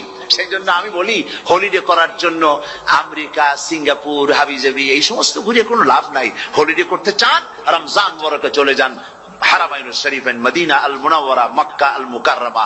কপাল খুলে যাবে, জিন্দেগীর সমস্ত গুনাহ খাতা আল্লাহ পাক মাফ করে দিবেন। রাসূল করিম সাল্লাল্লাহু আলাইহি ওয়াসাল্লাম বলেছেন, রমজান মুবারকে যে উমরা করলো সেজন্য হজ আদায় করলো। সুবহানাল্লাহ। অন্য রিওয়ায়াতে এসেছে, যে ব্যক্তি রমজান মুবারকে উমরা করলো সেজন্য আমার সাথে হজ আদায় করলো। সুবহানাল্লাহ। তো বলতেছিলাম যে কোরআনে কারীম হচ্ছে একটি বিরাট নিয়ামত। এই নিয়ামত শোনানো হয় রমজান মুবারকে। আমি এবার এসে খুব খুশি হলাম একথা শুনে যে ইস্ট লন্ডন মসজিদ তারা একটা ব্যবস্থা করেছে, সুন্দর একটা রেডিও তারা আবিষ্কার করেছে। না কি করছেন আপনারা? ট্রান্সমিটার তৈরি করেছেন। ওনারা ওখানে রেডিও বিক্রি করেন। আপনারা বহুটা খরচ করেছেন, তারা হাজার হাজার পাউন্ড খরচ করে টাওয়ার বানিয়েছেন এবং একটা ফ্রিকোয়েন্সি তারা নিজেরা নিয়েছেন, আর রেডিওগুলি 125 পাউন্ড করে ওনারা দিচ্ছেন খরচ হিসেবে। এটা যারা নিয়ে যায় ঘরের মধ্যে বসে তারাবিহের তেলাওয়াত তারা শুনতে পাবেন। মহিলারা অনেক সময় আসতে পারেন না, মহিলারা ঘরে বসে শুনতে পারবেন। ওই ইস্ট লন্ডন মসজিদে যত ওয়াজ হবে, তেলাওয়াত হবে, নামাজ হবে, আজান হবে, ওয়াজ হবে, জিকির হবে, সব আপনার ঘরে বসে আপনি শুনতে পারবেন। আল্লাহ রাব্বুল আলামিন এই ইকদামকে, এই পদক্ষেপকে আল্লাহ কবুল করুন, সবাই বলেন আমিন। এবং প্রত্যেকের ঘরে ঘরে এই রেডিও পৌঁছে যাক, আমরা বলি আমিন। আল্লাহ যেন কবুল করেন। আপনি ঘরে বসে মসজিদের সমস্ত প্রোগ্রাম পেতে পারবেন। আর কি সুন্দর, সেখানে যিনি তেলাওয়াত করেন, আজান দেন, আলহামদুলিল্লাহ, তার আজান শুনলে পরে তো মনে হয় যে আমি মক্কা শরীফে চলে গেছি, মদিনায় চলে গেছি। আর তেলাওয়াত কত সুন্দর, আলহামদুলিল্লাহ। আল্লাহ তার প্রতি রহম করুন, আমরা বলি আমিন। সুতরাং বলতেছিলাম যে এই পবিত্র রমজানুল মুবারক, এটি কি জিনিসটা, কি জিনিসটা বুঝাবার জন্য আমি বলি, যেমন এই ঘড়িটা এটা কেনার পর 2-1 বছর পর এটা ফাস্ট হয় অথবা কি হয়, স্লো হয়ে যায়। তখন এটাকে সারার জন্য আমরা হসপিটালে দেই। হসপিটাল মানে লন্ডন হসপিটাল না, ঘড়িরও হসপিটাল আছে। তো ঘড়ির হসপিটালে দিলাম, ওরা এটাকে দেখে শুনে ওয়াইলিং করে টরে দিল ঠিক মতো। একবার যদি ঠিক করে দিল, আবার আমার 1-2 বছর চললো, আর কোনো ডিস্টার্ব করবে না, ঠিক কিনা? আপনার গাড়ির ইঞ্জিন যদি কোনো রকমের অসুবিধা করে, তাহলে গাড়ির ইঞ্জিনকে ওভারহোলিং করতে হয়, ইঞ্জিন ডাউন দিতে হয়। একবার যদি ইঞ্জিন ডাউন দিলেন, ওভারহোলিং করলেন, তাহলে আপনার এই গাড়ি 5-6 বছরের জন্য আর হাত দিতে হবে না। এই কথাগুলি বুঝতে পারছেন কিনা? সারা জীবন, সারা মাস অন্যায় করার পরে, গুনাহ করার পরে মানুষের অন্তঃকরণে কালিমা লেগে যায়। আল্লাহ রাব্বুল আলামিন রমজান মুবারকের একটা ব্যবস্থা করেছেন, ইঞ্জিন ওভারহোলিং এর মতো, ইঞ্জিন ডাউন দেওয়ার মতো। আপনার কালকে, আপনার আত্মাকে, আপনার বিবেককে, আমার বিবেককে পরিষ্কার করার জন্য রমজান মাস করে দিয়েছেন। রমজান মুবারকের একটি মাসের কোর্স যদি কমপ্লিট করা যায়, তাকওয়া দিয়া যদি ভরে দেওয়া যায়, তাহলে বাকি 11 মাস আরামসে চলবে, কোনো অসুবিধা হবে না। নবীজি বলেছেন, রমজান মুবারকের মাস আসার সঙ্গে সঙ্গে আল্লাহ রাব্বুল আলামিন তিনি জান্নাতের সমস্ত দরজাগুলি খুলে দেন, আর জাহান্নামের সব দরজাগুলি আল্লাহ রাব্বুল আলামিন বন্ধ করে দেন। সুবহানাল্লাহ। আর শয়তানকে শৃঙ্খল দিয়ে বেঁধে ফেলা হয়, শিকল দিয়ে শয়তানকে বান্ধা হয়ে যায়। এই হাদিসটা যখনই শোনাই বিভিন্ন জায়গায়, লোকেরা বিভিন্ন জায়গায় প্রশ্ন করে, হুজুর কোন তো যে শয়তানরে বান্ধিয়ে হয়, কিন্তু রমজান মাস হতো লোকেরা মদ খায়, মিথ্যা কথা কয়, তাহলে শয়তান বান্ধা থাকলো কেমনে? আমি বলি দেখেন, এরও ব্যাখ্যা আছে। এর ব্যাখ্যা হলো এই, কোন কোন ঘড়ি আছে একবার চাবি দিলে 6 মাস চলে, আর একবার চাবি দিলে 2 বছর চলে, আবার চাবি দিলে লাইফ চলে যায়, এরকমের ঘড়িও আছে। কোন কোন মানুষের শয়তানে এমন চাবি দিছে যে চাবিতে 6 মাস চলে, কোনটায় 10 মাস চলে, কোনটায় বছর চলে। রোজার মাসেও যারা গুনাহ করে শয়তানে এমন চাবি দিছে যে রোজার মাসেও বন্ধ হচ্ছে না, এরা শয়তানের খপ্পরে পড়ে গেছে। আল্লাহ এই চাবি থেকে মুসলমানদেরকে হেফাজত করুন, বলি আমিন। জোরে বলেন আমিন। শয়তান থেকে পানাহ কেউ দিতে পারে না, কোন গভর্নমেন্ট পারবে না। ব্রিটিশ গভর্নমেন্ট পারবে নাকি? American government? কেউ পারবে না। শয়তান থেকে পানাহ দিতে পারে কেবলমাত্র কে? ওই আল্লাহ রাব্বুল আলামিন আমাদেরকে শিখায় দিয়েছেন, শয়তানের ওয়াসওয়াসা থেকে আমার কাছে পানাহ চাও। আউযু বিল্লাহি মিনাশ শাইতানির রাজীম। বিতাড়িত মরদুদ শয়তানের ওয়াসওয়াসা থেকে পানাহ চাই, আল্লাহর কাছে পানাহ চাও। আল্লাহ পাক বলেন আমি পানাহ দিতে পারি শয়তানের ওয়াসওয়াসা থেকে। শয়তান থেকে আশ্রয় একমাত্র সিকিউর, নিরাপত্তা পেয়েছেন আল্লাহর পয়গম্বরেরা। সুবহানাল্লাহ। আম্বিয়া আলাইহিমুস সালাম তারা আল্লাহ কর্তৃক নিয়ন্ত্রিত, শয়তানের ক্ষমতা নাই পয়গম্বরদের কাছে যাওয়া। চতুর সীমানার ভেতরে শয়তান প্রবেশ করে কোন নবীকে ওয়াসওয়াসা দিতে পারবে না, বলি সুবহানাল্লাহ। এই জন্য শয়তান থেকে বেঁচে যাওয়া, শয়তানের ওয়াসওয়াসা থেকে বাঁচা খুবই কঠিন। সেই জন্য আল্লাহ পাক বলছে শয়তানকে বেঁধে রাখা হয়, জান্নাতের সমস্ত দরজা খোলা, জাহান্নামের সমস্ত দরজা বন্ধ হয়ে যায়। এই নিয়ামতের মাস আমাদের সামনে। প্রত্যেকটি যখন কোন ওয়ার্কশপ হয়, তো ওয়ার্কশপের জন্য এক একটা কি বলে সিলেবাস থাকে। রমজান মুবারক একটা ওয়ার্কশপ, এই ওয়ার্কশপের মধ্যে একটা সিলেবাস আছে, সেই সিলেবাসের নাম হচ্ছে কোরআন। কোরআন কোরআন কোরআন নাজিলের মাসে আমরা কি কোরআন তেলাওয়াত করি? বলেন। রোজা হচ্ছে, হাদিস শরীফের মধ্যে বলা হয়েছে আস-সাওমু জুন্নাহ, রোজা হচ্ছে ঢাল। রোজা কি কন্ত?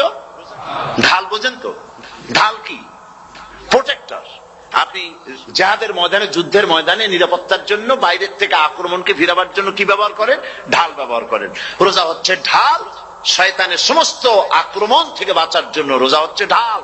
রোজার দিনে কেউ যদি আপনার সাথে ঝগড়া করে, তাহলে রাসূল বলেছেন তুমি বলো, তুমি ঝগড়ায় প্রবৃত্ত হবে না। তোমার সাথে যদি কেউ ঝগড়া করে, তুমি বলবে ইন্নী সাইম, আমি রোজাদার। আমি তোমার মতো ঝগড়া করতে আমিও পারি, আমি তোমার মতো গালাগালি দিতে পারি, কিন্তু আমি দেব না, ঝগড়াও করব না, গালিও দেব না, মারামারিও করব না, কারণ আমি রোজাদার। সুবহানাল্লাহ। রোজা আপনাকে গুনাহ থেকে বাঁচায় দেবে। দেখেন রোজা কিভাবে গুনাহ থেকে বাঁচায়। মিথ্যেবাদী, মিথ্যেবাদী সারাক্ষণ মিথ্যে কথা বলে, কিন্তু রোজার মাস আসছে। এখন মিথ্যাবাদী যারা, তাদের ঘনিষ্ঠ লোকদের কাছে শুনেছি যে তারা বলে, যদি কোনো লোক দিনের বেলা আইসা যায় আর এমন কথা, যে কথা বলতে গেলে মিথ্যা বলা ছাড়া উপায় নাই তার জন্য, সে তখন বলে ভাই তুমি তো অসময় আসছো, এখন আমি খুব ব্যস্ত, আই এম ভেরি বিজি, তুমি রাত্রে আসো। কথা বুঝতে পেরেছেন তো? রোজা হচ্ছে কি? রোজাটা কি বলে? ঢাল। কোন মেয়ে লোকের দিকে চোখ পড়লো, আহা আমি তো রোজাদার, চোখকে সাথে সাথে নিচে নামায় ফেললো। গানের আওয়াজ আসলো, আমি তো রোজাদার, সে গানটা শুনলো না। কাজী সমস্ত গুনাহ থেকে বাঁচার জন্য রোজা একটা বিরাট হাতিয়ার। সুবহানাল্লাহ।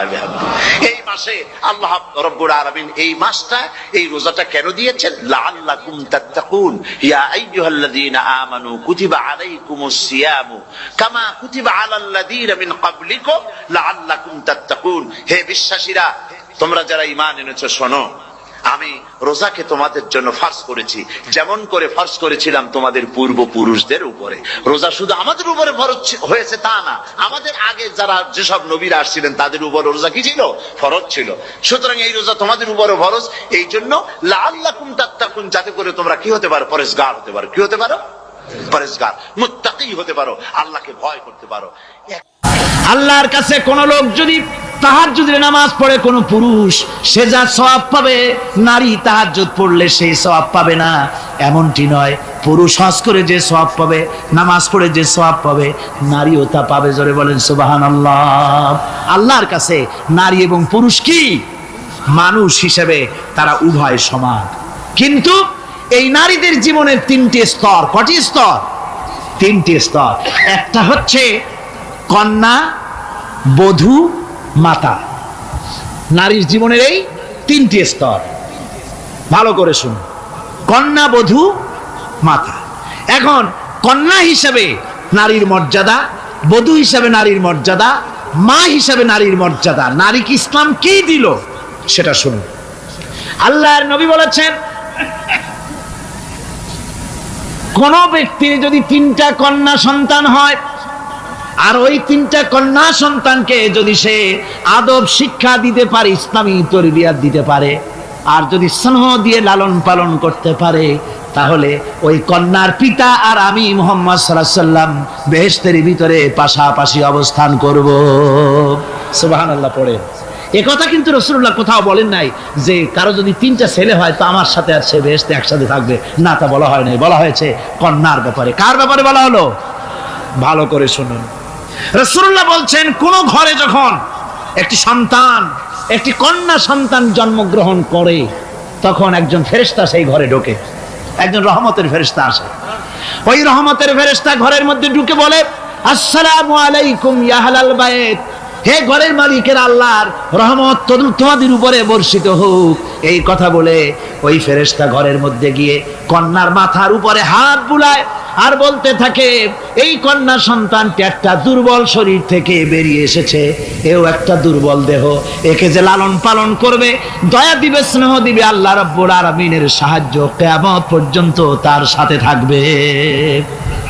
অথচ আমাদের দেশে দেখা যায় মেয়ে হলে অনেকের মুখ কালো হয়ে যায়। বন্ধুরা জিজ্ঞেস করে, মিয়া শুনছিলাম তোমার বোন নাকি বাচ্চা হবে, তা অনেক মাস হয়ে গেল, কোনো খবর টবর তো পাইলাম না। কয় যে ভাই, আশা করছিলাম যা তা হয় নাই, সেই জন্য টেলিফোনও করি নাই। কি হয়েছে? বলে একটা মেয়ে হয়েছে।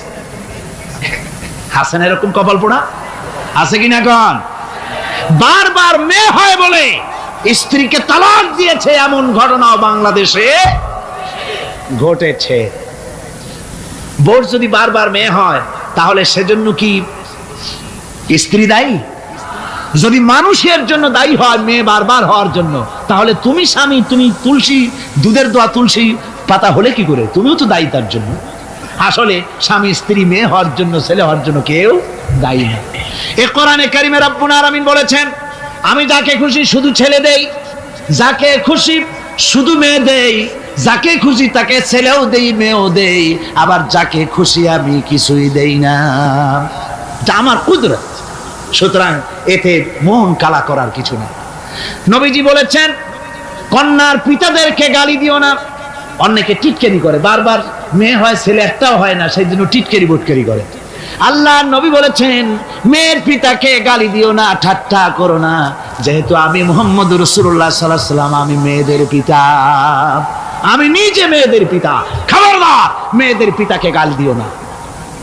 রাসূলুল্লাহ বলেছেন, আকাশের নিচে জমিনের উপরে খাদিজার মতো মহিলা আর নাই। সেই হযরতে খাদিজা রাসূলের 4টি মেয়ে পেটে ধারণ করেছিলেন। সুবহানাল্লাহ। মেয়ের প্রতি রাসূলুল্লাহ যথেষ্ট মহব্বত করতেন, মেয়েকে খুব ভালোবাসতেন হুজুর সাল্লাল্লাহু আলাইহি ওয়াসাল্লাম। হুজুরের কলিজার টুকরা ছিলেন মা ফাতিমা রাদিয়াল্লাহু তাআলা আনহা। হুজুর যখন কোথাও যেতেন সকলের শেষে দেখা করতেন ফাতেমার সঙ্গে, আর বিদেশ থেকে সফর করে এসে সকলের আগে দেখা করতেন ফাতেমার সঙ্গে। সুবহানাল্লাহ। রাসূলুল্লাহ আরো বলেছেন, তোমরা যখন বাজারে যাবে বা ব্যবসা করতে যাবে বা বিদেশে যাবে, আসার সময় যে সব হাদিয়া নিয়ে আসো। আমরা যখন বাইরে যাই, বাজারে যাই, কিছু হাদিয়া আনি না? জামা কাপড়, চকলেট ইত্যাদি আমরা আনে থাকি। রাসূলুল্লাহ বলেছেন, হাদিয়াগুলি তোমরা যারা বিদেশে যাও, বাজারে যাও, হাদিয়া আনবে, আর এনে ঘরের মধ্যে ঢুকে তা শুরু করবে মেয়েকে দিয়ে। প্রথমে দেবে মেয়েকে। সুবহানাল্লাহ। মেয়ের মর্যাদা ইসলামে সব চাইতে বেশি। কোন যুগে? যে যুগে মেয়ে হলে পরেই মাটির নিচে ঘেরে রাখতো, আছাড় মেরে মেরে ফেলে দিত। বেআইয়ি যামবিন কুতিলাত, কোন অপরাধে তাদেরকে হত্যা করা হলো আল্লাহ পাক কোরআনে কারীমের মধ্যে বলেছেন। তাদের অপরাধ আর কিছু না, তারা নারী, এই জন্য তাদেরকে মেরে ফেলা হতো। রাসূলুল্লাহ তাদের ইজ্জত দিলেন, সুবহানাল্লাহ বিহামদিহি। রাসূলুল্লাহ সম্মান দিলেন, ইজ্জত দিলেন তাদেরকে। কন্যা হিসাবে নারীর এই মর্যাদা। ফাতেমাকে রাসূল এত ভালোবাসতেন, ইন্তেকালের সময় হযরত ফাতেমা কাঁদতে কাঁদতে বেহুশ হয়ে যাওয়ার উপক্রম হয়ে গেছে। রাসূলুল্লাহ হযরত ফাতেমাকে ইশারা দিলেন, হযরত ফাতেমা তার কান নিয়ে রাসূলুল্লাহর মুখের কাছে লাগাই দিলেন। আল্লাহর নবী কি যেন বললেন কানে কানে, হযরত ফাতেমার কান্না বন্ধ হয়ে গেল। হযরত আয়েশা বলেন, মা রাসূলুল্লাহ তোমার কানে কানে কি বললো আর তোমার কান্না বন্ধ হয়ে গেল? হযরত ফাতেমা বলেন, ইয়া আম্মা জান, আমার আব্বা আমার কানে কানে বললো, মা ফাতেমা তুই কাঁদিস না, তোর কান্না আমার বরদাস্ত হয় না, তোমাকে কাঁদতে হবে না। আমি তোমাকে সুসংবাদ দিয়ে যেতেছি, আমি মরে যাওয়ার পর সর্বপ্রথম তোমার সাথে আমার দেখা হবে। রাসূলুল্লাহর এই ভবিষ্যৎবাণী হযরত ফাতেমা বুঝতে পেরেছেন যে হুজুরের ইন্তেকালের পরে আমার বেশি দেরি হবে না, আমিও তাড়াতাড়ি হুজুরের সাথে শামিল হতে পারবো। হুজুরের ইন্তেকালের 6 মাস পরেই হযরত ফাতেমা রাদিয়াল্লাহু তাআলা আনহা ইন্তেকাল করেছিলেন। কন্যা হিসেবে নারীর মর্যাদা ইসলাম অনেক অনেক গুণে বাড়িয়ে দিয়েছে। এই কন্যা শিশু, কৈশোর, যৌবন পেরিয়ে যখন যৌবনে তার বিয়ে হয়ে যায়, আল্লাহ রাব্বুল আলামিন তখন বলেন, ওয়া মিন আয়াতিহি আন খালাকা লাকুম মিন আনফুসিকুম আজওয়াজান লিতাসকুনু ইলাইহা ওয়া জাআলা বাইনাকুম মাওয়াদ্দাতান ওয়া রাহমা। আল্লাহ পাক বলেন, আমার নিদর্শনের ভিতরে এটিও একটি নিদর্শন যে আমি তোমাদের থেকে তোমাদের জোড়া তৈরি করেছি, তোমাদের স্ত্রীদেরকে তৈরি করেছি, তোমাদের সাথে তোমাদের স্ত্রীর ভালোবাসা সৃষ্টি করেছি, মহব্বত সৃষ্টি করেছি। এই মহব্বত আমি আল্লাহ তৈরি করেছি। আর যখন বুড়ো হয়ে যায় মানুষ, স্বামী স্ত্রী যখন বুড়ার বুড়ি হয়, তখন আর ভালোবাসা থাকে না, তখন ওই ভালোবাসা সহৃদয়তার করুণায় আমি আল্লাহ পরিণত করে দেই। বুড়ার জন্য তখন বুড়ি ছাড়া আর উপায় নাই, বুড়িরও আর বুড়া ছাড়া উপায় নাই। তখন ভালোবাসা কোনো বিশেষ কোনো লক্ষ্য নিয়ে ভালোবাসা নয়, তখন একের উপরে অন্য একদম নির্ভরশীল হয়ে পড়ে। আল্লাহ পাক বলেন, এই অবস্থা আমি আল্লাহ সৃষ্টি করে দেই। সুবহানাল্লাহ বিহামদিহি। আল্লাহ পাক বলছেন, নারীদের উপরে, নারীদের সাথে, স্ত্রীদের সাথে ভালো ব্যবহার করো, ভালো ব্যবহার করো। তার কোনো ব্যাপারে যদি মনটা তোমার কখনো খারাপ হয়, কোরআন শরীফের মধ্যে আল্লাহ পাক বলে দিয়েছেন পরিষ্কার করে যে কখনো তার সাথে খারাপ ব্যবহার করো না। যদি কখনো মন খারাপ হয় তাহলে চূড়ান্ত কোনো সিদ্ধান্ত নিতে যেও না, বরং তোমার জীবনে ওই স্ত্রীর অনেক অবদান আছে, সেসব কথা মনে করে এই সামান্য কিছু ভুলে যাও। আল্লাহ চান স্বামী স্ত্রীর মহব্বত টিকে থাকুক। আল্লাহ পাকের কাছে তালাক হচ্ছে ঘৃণিত জিনিস, সবচাইতে ঘৃণিত হালাল হচ্ছে দুইটা, একটা হচ্ছে ভিক্ষাবৃত্তি আর একটা হচ্ছে তালাক। আল্লাহ পাক নারীকে বলেছেন, নারী আর পুরুষকে বলেছেন যে তোমরা হচ্ছে হুন্না লিবাসুন লাকুম ওয়া আনতুম লিবাসুন লাহুন্না, তোমরা পরস্পর পরস্পরের জন্য পোশাক পরিচ্ছদের মতো অঙ্গাঅঙ্গি ভাবে একের উপরে অপরের পরিপূর্ণ অধিকার তোমাদের রয়েছে। এই অধিকারের ভিত্তিতে, ভালোবাসার ভিত্তিতে জীবন গড়ার জন্য আল্লাহ পাক বলেছেন। তারপরে তার অর্থনৈতিক অধিকার তাকে দিয়েছে। আল্লাহ পাক মহারানাকে ফরজ করে দিয়েছেন। মহারানা কি করেছেন? ফরজ করে দিয়েছে। মহারানা ফরজ, এই ফরজকে একটা ট্র্যাডিশন হিসাবে গ্রহণ করা হয়। বড় লোকেরা শোনায়, মেয়ের বিয়ে কত, বিয়েতে মহারানা কত হয়েছে, বলে যে 11,07,373 টাকা 75 পয়সা। আদায় করে না মোটেও, বিরাট একটা অঙ্ক শোনায় দিল মানুষদেরকে। আমার ভাইয়েরা জেনে রাখুন, মহারানা যদি মহারানা তো বাঁধতে হবে ফরজ, মহারানা আদায় করতে হবে। এই মহারানার টাকা যদি আদায় করা না হয়, স্ত্রী যদি স্বেচ্ছায় স্বামীকে মহারানা মাফ করে না দেয়, তাহলে কিয়ামতের দিন আল্লাহর দরবারে ওই স্বামীকে জিনাকারীর কাতারে দাঁড়াতে হবে। জোরে বলেন নাউজুবিল্লাহ। মহারানার টাকা আপনি দিয়ে দিবেন তাকে। ওই মহারানার টাকা দিয়ে স্ত্রী যদি লক্ষ কোটি কোটি টাকার মালিক হয় ব্যবসা করে, তারপরেও স্ত্রীর সুখ শান্তি, রোগ শোক, খাওয়া পড়া সবকিছুর দায় দায়িত্ব কার? স্বামীর। সুবহানাল্লাহ পড়ে। নারীর অধিকার কত বেশি ইসলাম দিয়েছে। একটা মহিলা নির্বাচিত কলাম একটা বই লিখেছে, আমি ওই মহিলার নাম নিতে চাই না, আমার ঘৃণা করে। এই মহিলা লিখেছে যে রাসূলুল্লাহ বলেছেন পৃথিবীর সমস্ত জিনিস হচ্ছে ভোগের সামগ্রী, তার মধ্যে শ্রেষ্ঠ ভোগের সামগ্রী হচ্ছে নারী। নাউযুবিল্লাহি মিন যালিক, এমন কথা রাসূল বলেন নাই। রাসূল বলেছেন আদ-দুনিয়া কুল্লুহা মাতাউন ওয়া খায়রুল মাতাউদ দুনিয়া ইমরাতুস সালিহা। হুজুর বলেছেন পৃথিবীর সবকিছুই সম্পদ, এই সম্পদের মধ্যে শ্রেষ্ঠ সম্পদ হচ্ছে ন্যায়পরায়ণা নারী, সচ্চরিত্রা নারী শ্রেষ্ঠ সম্পদ, নিয়ামত। আর সেইটারে বানাইছে ভোগের সামগ্রী। আয়াত হাদিস তার ইচ্ছে মতো ব্যাখ্যা করেছে। সে লিখেছে যে এতদিন পুরুষ নারীকে ধর্ষণ করেছে, নারীদের কি হলো, তোমরাও পুরুষ ধর্ষণ করো। নাউজুবিল্লাহ পড়ে। এ আবার সরকারি চাকরি করে, তারপরেও মুসলমান দেশে এই শয়তানের চাকরিও থাকে। নাউজুবিল্লাহ পড়ে। আশ্চর্য কথা। আমি জানতে পেরেছি এই মহিলা অনেকগুলি স্বামী কর্তৃক পরিত্যক্তা, সেই জন্য পুরুষের উপরে তার দারুণ ঘৃণা, পুরুষের উপরে তার দারুণ ঘৃণা, ধর্মের উপরে তার দারুণ ঘৃণা। সে এখন কমিউনিস্টদের একটা বাছাই করা একটা লাঠি, এটা দিয়ে কোরআন হাদিসের অপব্যাখ্যা করে করে এগুলি সে করে যাচ্ছে নির্বিঘ্নে। সরকার কোনো কথা বলছে না। সরকার যে কথা বলছে না, এর জবাব সরকারকে দিতে হবে, আল্লাহর কাছে দিতে হবে, কোনো সন্দেহ নাই। আল্লাহকে গালি দেওয়া হচ্ছে, নবীকে গালি দেওয়া হচ্ছে, রসুলকে গালি দেওয়া হচ্ছে, বেহেশতকে গালি দেওয়া হচ্ছে, অথচ সরকার একদম চুপচাপ। নাটকের মধ্যে আরবি পড়া নিষেধ করা হচ্ছে। আমি প্রথম দিন বলেছিলাম, কি জানি নাটকের নাম, বারান্দা। আচ্ছা যাই হোক, সেই নাটকের মধ্যে দেখানো হচ্ছে যে আলিফ বা তা পড়াচ্ছে মৌলবি একজন, হোক না, একটা হিন্দুর স্ত্রী, মুসলমান সে, কিন্তু বউ হিন্দু, সে হয়েছে নায়িকা। সে এসে বলছে এসব বন্ধ করো, অ ক খ পড়ো।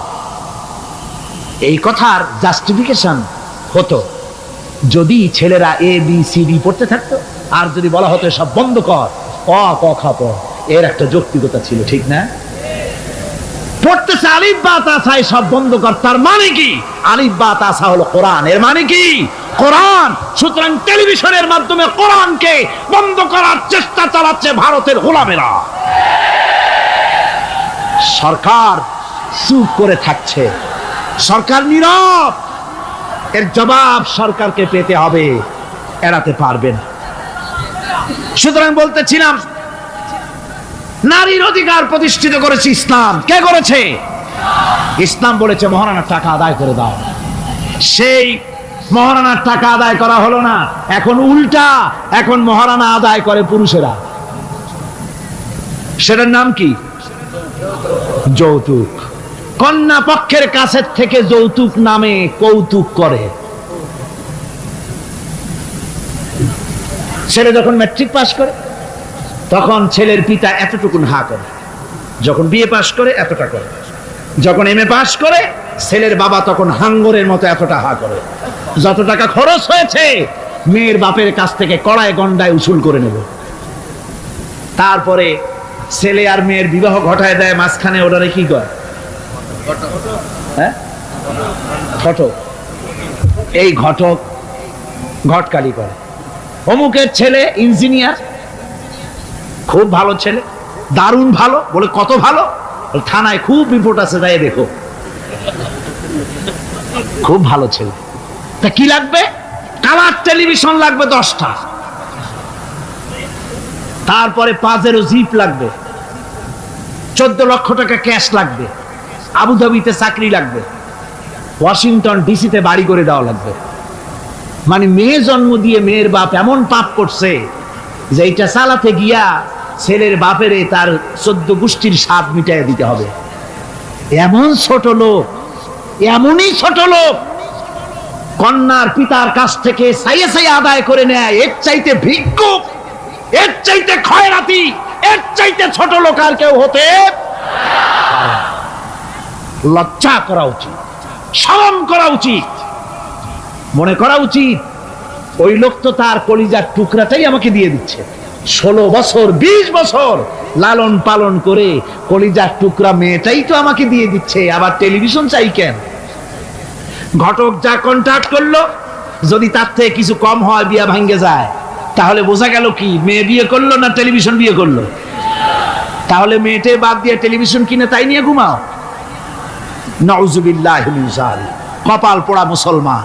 ও মুসলমান, যৌতুক মুসলমানদের জন্য দাবি করে আদায় করে নেওয়া জায়েজ নাই। আপনারা আমাকে জবাব দেন, শূকরের মাংস খাওয়া মুসলমানের জন্য কি হারাম?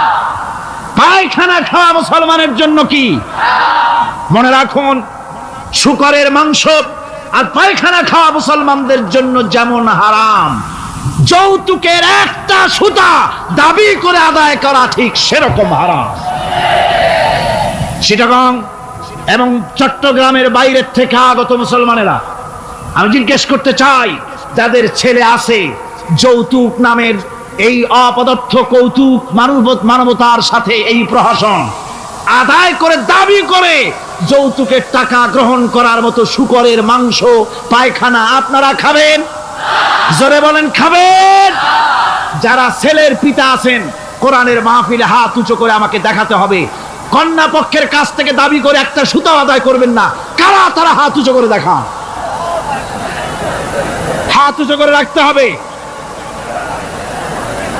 আলহামদুলিল্লাহ, হাত নামান, হাত নামান।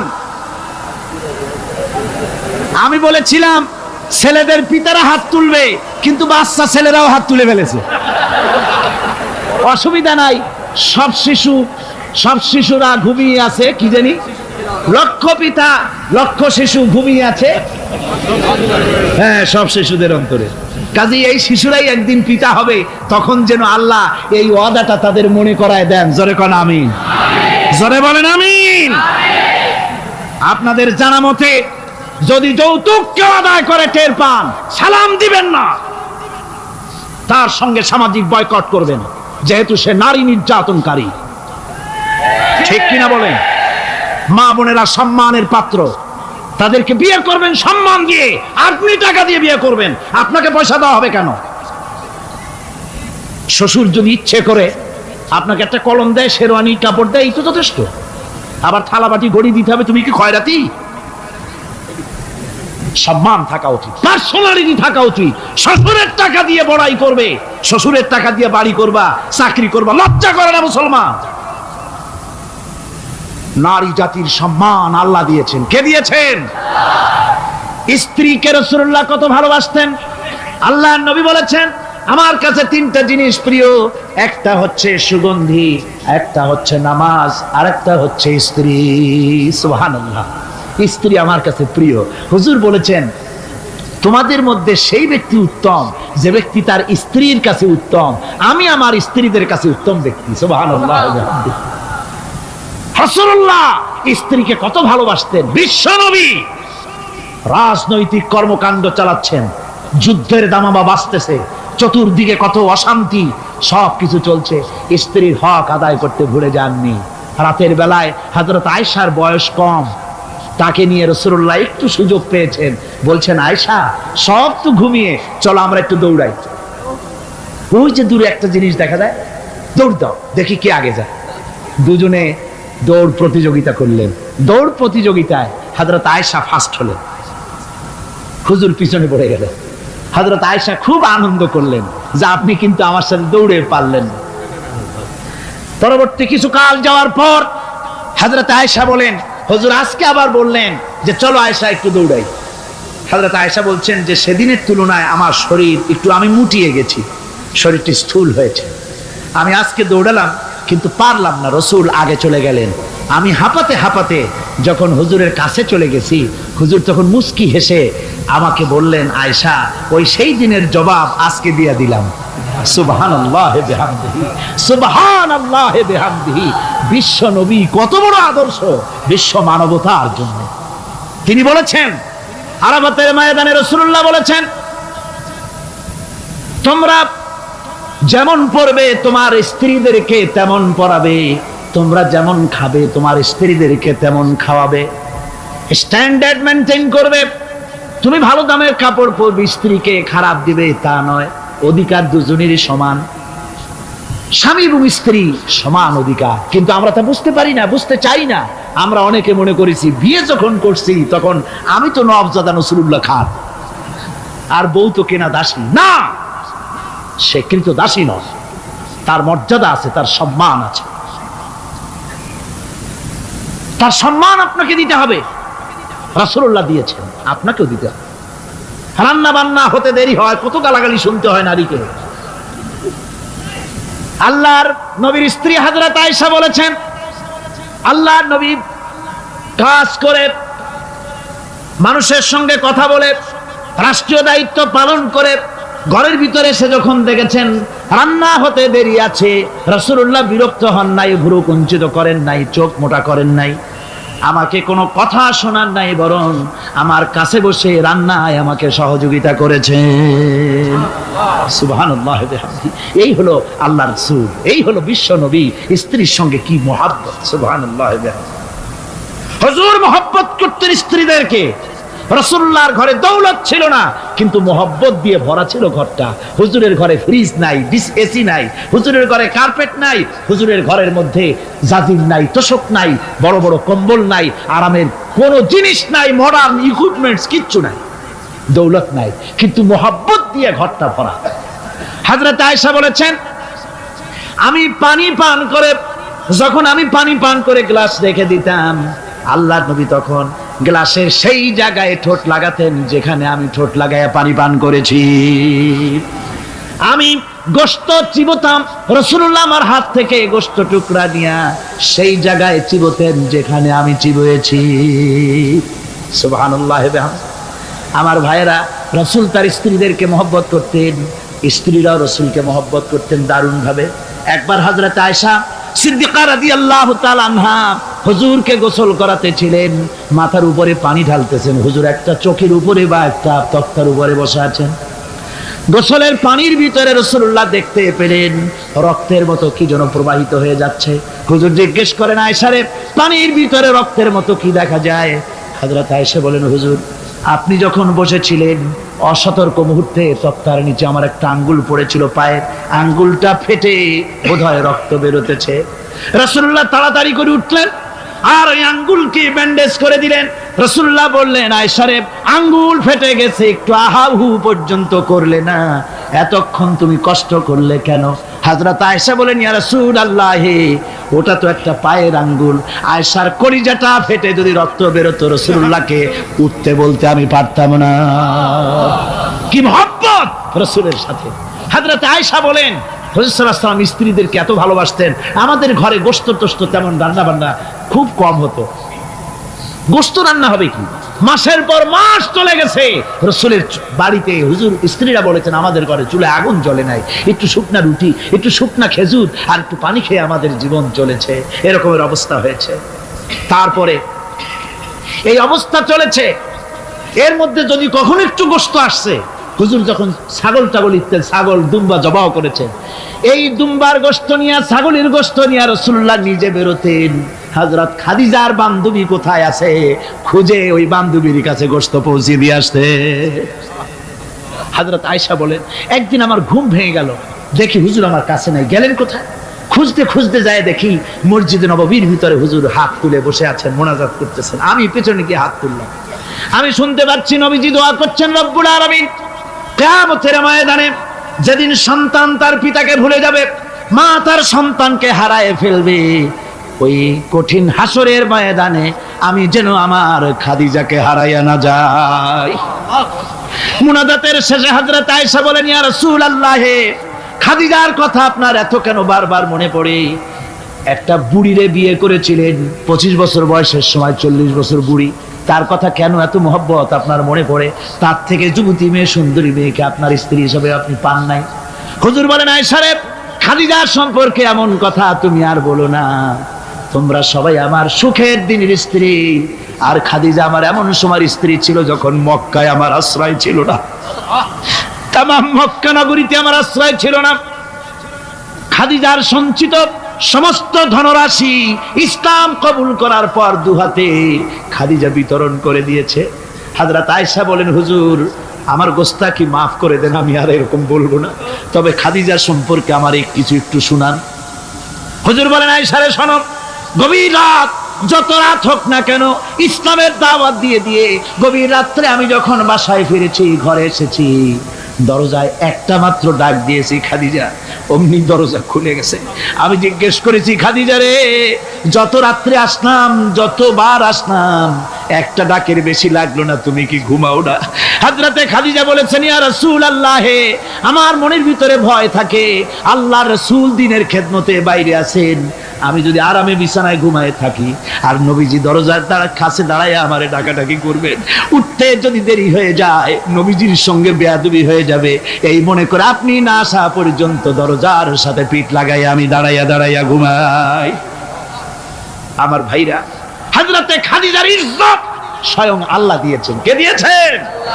হাদিস শরীফে এসেছে, রাসূলুল্লাহ জাবালে নূরে বসা, গারে হেরার ভিতরে বসা, হযরতে জিবরাইল রাসূলুল্লাহর সঙ্গে কথা বলতেছেন। একটু পরে হযরতে জিবরাইল বলেন, ইয়া রাসূলুল্লাহ, আমি আর এখানে বসবো না, আমি এখন চলছি। আমি দেখতে পাচ্ছি খাদিজা আসতেছে আপনার জন্য খাবার নিয়ে। খাদিজা যখন আপনার কাছে পৌঁছে যাবে, আপনি খাদিজাকে শোনায় দিবেন আল্লাহ রাব্বুল আলামিন খাদিজাকে সালাম জানাইছে। সুবহানাল্লাহ। রাসূলুল্লাহর কাছে হযরতে খাদিজা যখন আসলেন, হুজুর বললেন, খাদিজা, আজকে তোমার জন্য দারুণ সুখবর। বলে কি? বলে আল্লাহ পাক, জিবরাইল কেবল উঠে গেল আমার কাছ থেকে, জিবরাইল বলে গেল আল্লাহ তোমাকে সালাম বলেছে। হযরত খাদিজা কেঁদে ফেললেন, বললেন, ইয়া রাসূলুল্লাহ, আমার নারী জন্ম সার্থক, আল্লাহ আমাকে সালাম বলেছেন, এর জবাব কেমনে দিতে হয় হুজুর আমি তো জানি না, আপনি আমার পক্ষ থেকে আল্লাহর সালাম কিভাবে দেওয়া লাগে আপনি দিয়ে দিন, আমি তো বুঝি না কেমনে আল্লাহর সালামের জবাব দেব। হুজুর বললেন, খাদিজা, শুধু আল্লাহ নয়, জিবরাইলও তোমাকে সালাম বলে গেছে। হযরতে খাদিজা বললেন, হযরত জিবরাইলকে আমার সালামের জবাবটা ওয়ালাইকুমুস সালাম বলে দিন। হযরত খাদিজার এই মর্যাদা ছিল।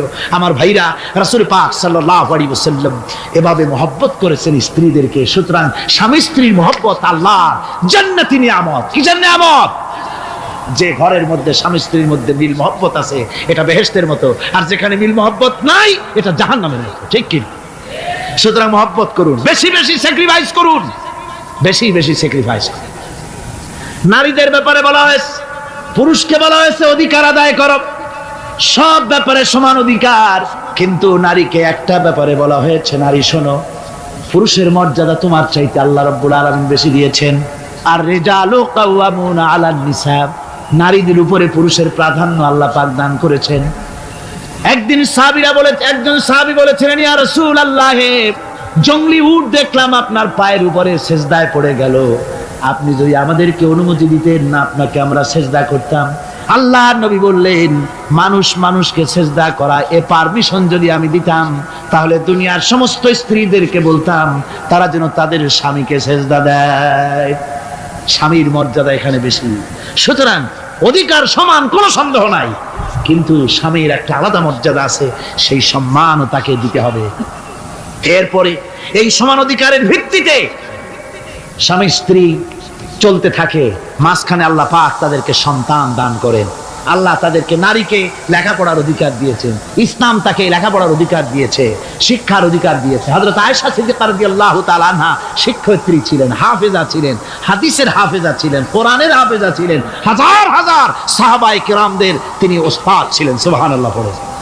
নারীদের ব্যাপারে অধিকাংশ মাসালা হযরত আয়েশা সিদ্দিকা রাদিয়াল্লাহু তাআলা আনহার অবদান। সুবহানাল্লাহ। নারী যুদ্ধ করেছে, যুদ্ধের ময়দানে নারীর অধিকার আছে।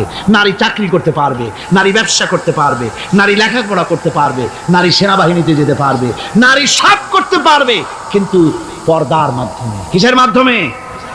স্বামী এবং পুরুষ এবং নারী মাঝখানে একটা পর্দা থাকতে হবে। সে কথা একটু পরে বলছি। এবার এই বধূ কিছুদিন পর মা হয়ে গেল। কি হয়ে গেল? মা হয়ে গেল। মা যখন হয়ে গেল, মর্যাদা আরো এক ধাপ বেড়ে গেল। আল্লাহ রাব্বুল আলামিন মায়ের মর্যাদা বেশি করে দিলেন। আল্লাহ পাক কোরআনে কারীমের মধ্যে বলেন, ওয়াসাইনাল ইনসানা বিওয়ালিদাইহি ইহসানা হামালাতুহু উম্মুহু কুরহাম ওয়া ওয়াদাআতুহু কুরহাম ওয়া হামলুহু ওয়া ফিসালুহু 30 শাহরা। আমি পৃথিবীর সমস্ত মানুষকে উপদেশ দিয়েছি, তোমরা তোমাদের মায়ের প্রতি সম্মান করো, এহসান করো। তোমার মা তোমাকে গর্ভধারণ করেছে অত্যন্ত কষ্টের সাথে, আর ডেলিভারিও করেছে কষ্টের সাথে। খবরদার মায়ের সাথে বেয়াদবি করো না। কে বলেছেন? আল্লাহ পাক বলেছেন মায়ের এহসান করো। আল্লাহ রাব্বুল আলামিন মা বাবার জন্য দোয়া করতে বললেন। আল্লাহ পাক বলেন মা বাবার সামনে যেন কখনো মাথায় ঝাঁকি দিয়া চোখটা মোটা করে মা বাবার সঙ্গে কথা বলো না। ওয়াকুল লাহুমা কাওলান কারীমা। মা বাবার সঙ্গে যখন কথা বলবে সম্মান সূচক কথা বলবে। আর মা বাবার জন্য আমার কাছে দোয়া কর। কে শিখায়? আল্লাহ। কে শিখান? আল্লাহ বলছেন বান্দারে তোর মা বাবার জন্য আমার কাছে দোয়া করবি। রব্বিরহামহুমা কামা রাব্বায়ানি সাগীরা। জোরে সোরে পড়েন রব্বিরহামহুমা কামা রাব্বায়ানি সাগীরা। আয় আল্লাহ, আমার মা বাপ যেমন আমাকে স্নেহ করে লালন পালন করেছে আমার ছোটবেলায়, তুমি আমার মা বাপকে তোমার রহমতের কোলে লালন পালন করো। কে শিখায়? আল্লাহ পাক শিখিয়ে দিচ্ছেন। আমার ভাইরা, ইয়ামেন থেকে একজন লোক এসেছে, হাদিস, ইয়ামেন থেকে একজন লোক এসেছে হুজুরের সামনে, তার বুড়িমা সাথে। বলছে হুজুর, এই অচল বুড়িমা, হাঁটতে পারে না, চলতে পারে না, এই আমার মা। এরে ঘাড়ে করিয়া আমি ওকুফে আরাফা করেছি, একে নিয়ে মিনা মুজদালিফা করেছি, রমি করেছি, একে নিয়ে আমি সাফা মারওয়া সাই করেছি। এই মাকে ঘাড়ে করে আমি আল্লাহর ঘর তাওয়াফ করেছি, হজের সব কাজ মায়ের ঘাড়ে করে করছি। আল্লাহর নবী, আমি কি আমার মায়ের হক আদায় করতে পেরেছি? হুজুর বললেন না, আদায় হয়নি, মায়ের হক আদায় হয় নাই। অর্থাৎ বুকের চামড়া দিয়ে মায়ের পায়ের যদি স্যান্ডেল তৈরি করে দেওয়া হয়, এক ফোঁটা দুধের হক আদায় হবে না। সেই মায়ের সঙ্গে নাফরমানি হচ্ছে, বেয়াদবি হচ্ছে, বউয়ের কথার মতো মায়ের সাথে দুর্ব্যবহার করা হচ্ছে। আমার দেশে এগুলি হচ্ছে, হচ্ছে না? হচ্ছে। মা কোথায় পড়ে আছে কোনো খোঁজ নাই, খবর নাই। তার জন্য কোনো ভালো খাবার ব্যবস্থা, কাপড় চোপড় নাই। বন্ধুদের জন্য সব আছে, মায়ের জন্য নাই, বাপের জন্য নাই। মা তো বুড়ি হয়ে গেছে, এখন আর মা নাই। বাপ তো বুড়ো হয়ে গেছে, কামাই করতে পারে না, এখন আর বাপ নাই, এখন হয়ে গেছে বুড়ো। আর মা হয়েছে বুড়ি। আর আব্বা হয়েছে, যার মেয়ে বিয়ে করেছে শ্বশুর এখন আব্বা, আর শাশুড়ি হয়েছে আম্মা। মা আর বাপ বাসি হয়ে গেছে, বাপ পড়ে গেছে।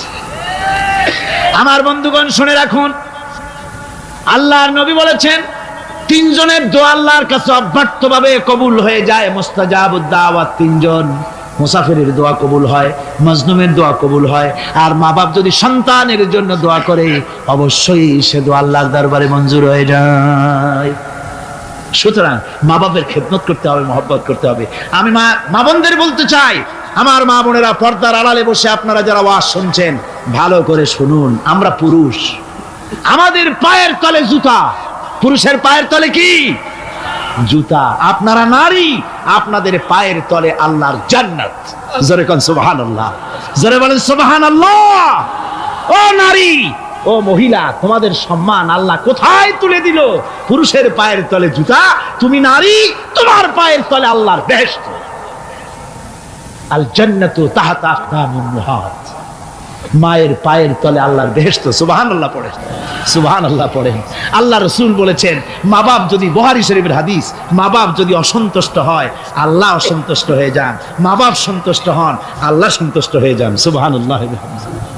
আমরা বিভিন্ন জায়গায় হাদিয়া তোহফা নিয়ে যাই, যেখানে দোয়া কবুল হওয়ার সম্ভাবনা কম, 50-50, হইলেও পারে না হইলেও পারে, সেইখানে পয়সা পাতি, হাদিয়া তোহফা, নজর নিয়াজ নিয়ে যাই। আর যেখানে 100% সিউরিটি আছে সেখানে হাদিয়া তোহফা দেই না। মা বাপকে হাদিয়া তোহফা দেন। মা বাপের পায়ের উপরে চুমা খান, কিসমত পাল্টে যাবে, তকদীর পাল্টে যাবে।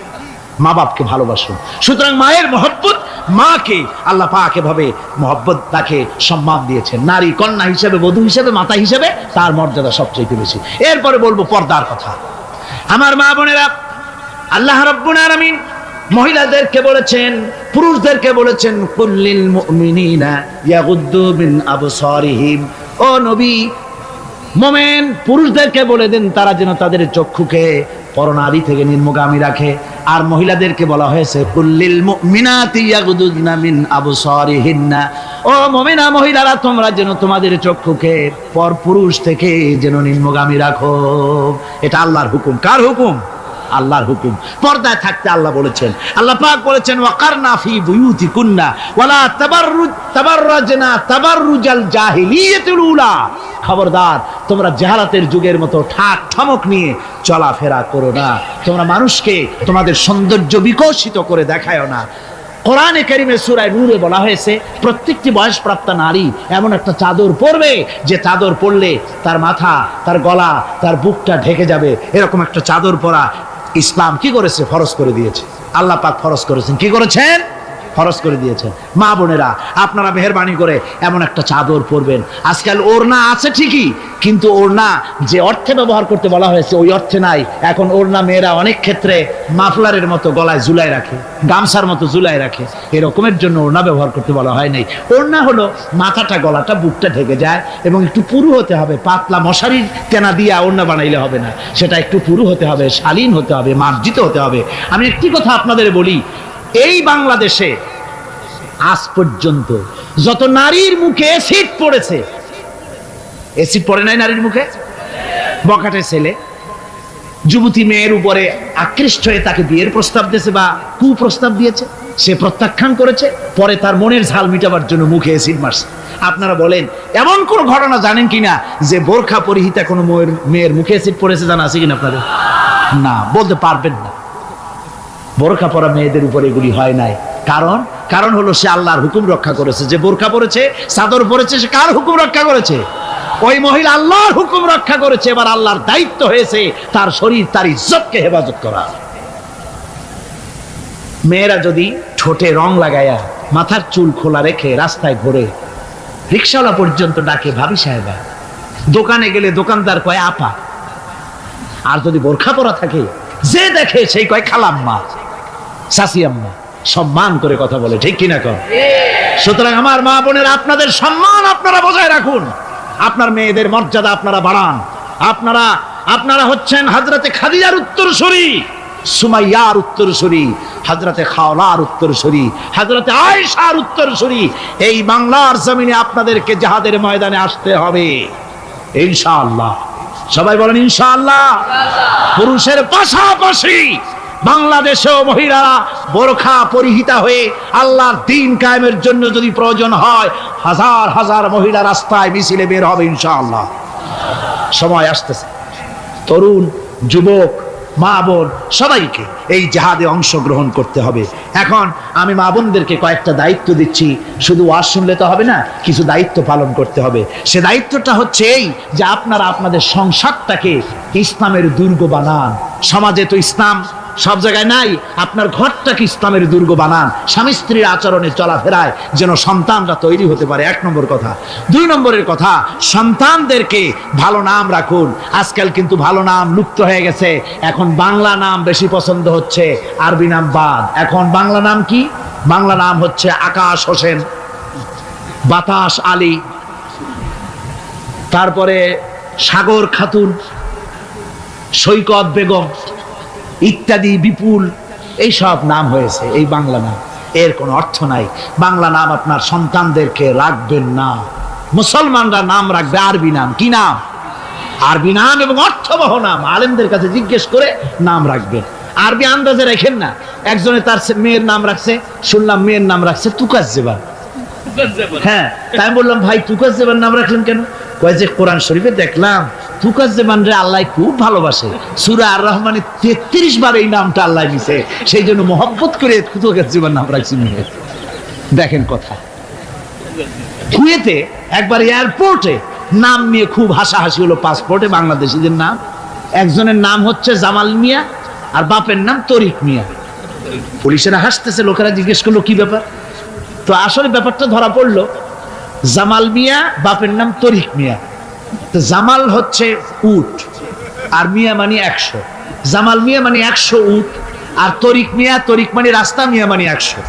100 রাস্তার ছেলে, 100 উট। তো নাম আন্দাজে আরবি হলেই তো রাখা যাবে না, একটু জিজ্ঞেস করতে হবে আলেমদের কাছে যে একটা আমার ছেলে হয়েছে, মেয়ে হয়েছে, একটা ভালো নাম রেখে দেন। তো তাদের কাছ থেকে অর্থবহ নাম নিয়ে আপনারা রাখবেন। এটা হলো 2 নম্বরের কথা। 3 নম্বরের কথা হচ্ছে ছেলে মেয়েদেরকে আদব লেহাজ শিখাবেন, চরিত্র শিখাবেন, আদব শিখাবেন। মা বাপের দিকে, মুরব্বীদের দিকে পিছন ফিরাইয়া তাদেরকে ধমক দিয়ে কথাবার্তা না বলে আদব শিক্ষা করে, সালাম দিতে পারে, এগুলি তাদেরকে শিক্ষা দেওয়া দরকার। 4 নম্বরে পারিবারিক বৈঠক করতে হবে। কি বৈঠক? প্রত্যেক বাড়িতে সপ্তাহে 1 বার অথবা 2 বার পারিবারিক বৈঠক। স্বামী স্ত্রী ছেলেমেয়ে সব এক জায়গায় বসবে, যে কোনো একটা দিন রাতের বেলায় বা বিকেলে 1 ঘন্টা এক জায়গায় বসে আলোচনা করবেন। তুমি কলেমাটা পড়ো তো, বউরে কবেন তুমি কলেমা পড়ো, শুনি হয় কিনা। আমার তাশাহুদটা আমি পড়ি, আত্তাহিয়াতু লিল্লাহি ওয়া সালাতু তাওয়াবাত হয় কিনা তুমি একটু শোনো তো, দোয়া কুনুতটা হয় কিনা শোনো তো। আচ্ছা নামাজের মধ্যে কয়টা ফরজ কত দেখি, ছেলের কাছে জিজ্ঞেস করেন, মেয়ের কাছে। বই একটা সামনে নিয়ে খুলে একজন আরেকজনকে জিজ্ঞেস করেন। কোরআন শরীফ বলে সূরা ফাতিহাটা পড়ো দেখি সহি হয় কিনা। এইভাবে করে 1 ঘন্টা দিন আলোচনা করে তারপরে দরুদ শরীফ পড়ে আল্লাহর কাছে দোয়া করেন, আল্লাহ আমার বউ আমার বাচ্চা এসব নিয়ে তোমার দ্বীনের কথাবার্তা বলছি, আল্লাহ তুমি দয়া করে আমার এই বিবি বাল বাচ্চাগুলিকে দ্বীনের রাস্তায় রাখো, চরিত্রবান বানায় রাখো, এরা যেন সন্ত্রাসী হয় না, এরা যেন মারামারি করে না, এদেরকে দিনদার বানাও, পরহেজগার বানাও। আপনার দোয়া আল্লাহর কাছে কবুল হয়ে যাবে, আল্লাহর কাছে কবুল হয়ে যাবে, সন্তান আর খারাপ হবে না। কথা বুঝতে পেরেছ? স্বামী চাকরি করে, যা বেতন পায় তা দিয়া চলে না। স্ত্রী তখন বলে, মেয়া তুমি চাকরি করো, তোমার একই চাকরি আরেকজনে করে, পাশের বাসার বল তুমি আর বাপ। তার বাড়িতে যদি এসি আর ফ্রিজ আসতে পারে, তোমার বাড়িতে আসে না কেন? তুমি পারো না কেন? তুমি পুরুষ না আর কিছু? বেচারা প্রত্যেকদিন খাবারের সময় বউর এই ধরনের ধাক্কা মারা কথা শুনে শুনে শেষ পর্যন্ত এই ভালো লোকটা বাধ্য হয় বাম হাতে টাকা কামাই করা, ঘুষ খেতে বাধ্য হয়। ঠিক কিনা কয়? আবার অনেক স্ত্রী এমন আছে, স্বামী ঘুষখোর, আল্লাহর ভয় দেখায়া তার কাছে আবেদন নিবেদন করে আস্তে আস্তে এভাবে করে স্বামীকে খারাপ পথ থেকে ফিরায়। আছে না? আছে। সুতরাং মা বোনদের বলবো, আপনারা স্বামীদেরকে ভালো পথে পরিচালিত করার জন্য চেষ্টা করবেন, সন্তানদেরকে স্বামীদেরকে ভালোভাবে চেষ্টা করবেন যেন দ্বীনের রাস্তায় তারা পরিচালিত হয়। এরপরে আপনারা ইসলামী সাহিত্য অধ্যয়ন করবেন, কোরআন হাদিস ইত্যাদি অধ্যয়ন করবেন, সেগুলির পাঠাগার তৈরি করবেন, এগুলি পড়াশোনা করে নিজেদের জীবনকে গড়ে তুলবেন। আল্লাহ রাব্বুল আলামিন সকলকে যেন সে তৌফিক দেন। আমরা জোরে বলি আমিন, আরো জোরে বলি আমিন।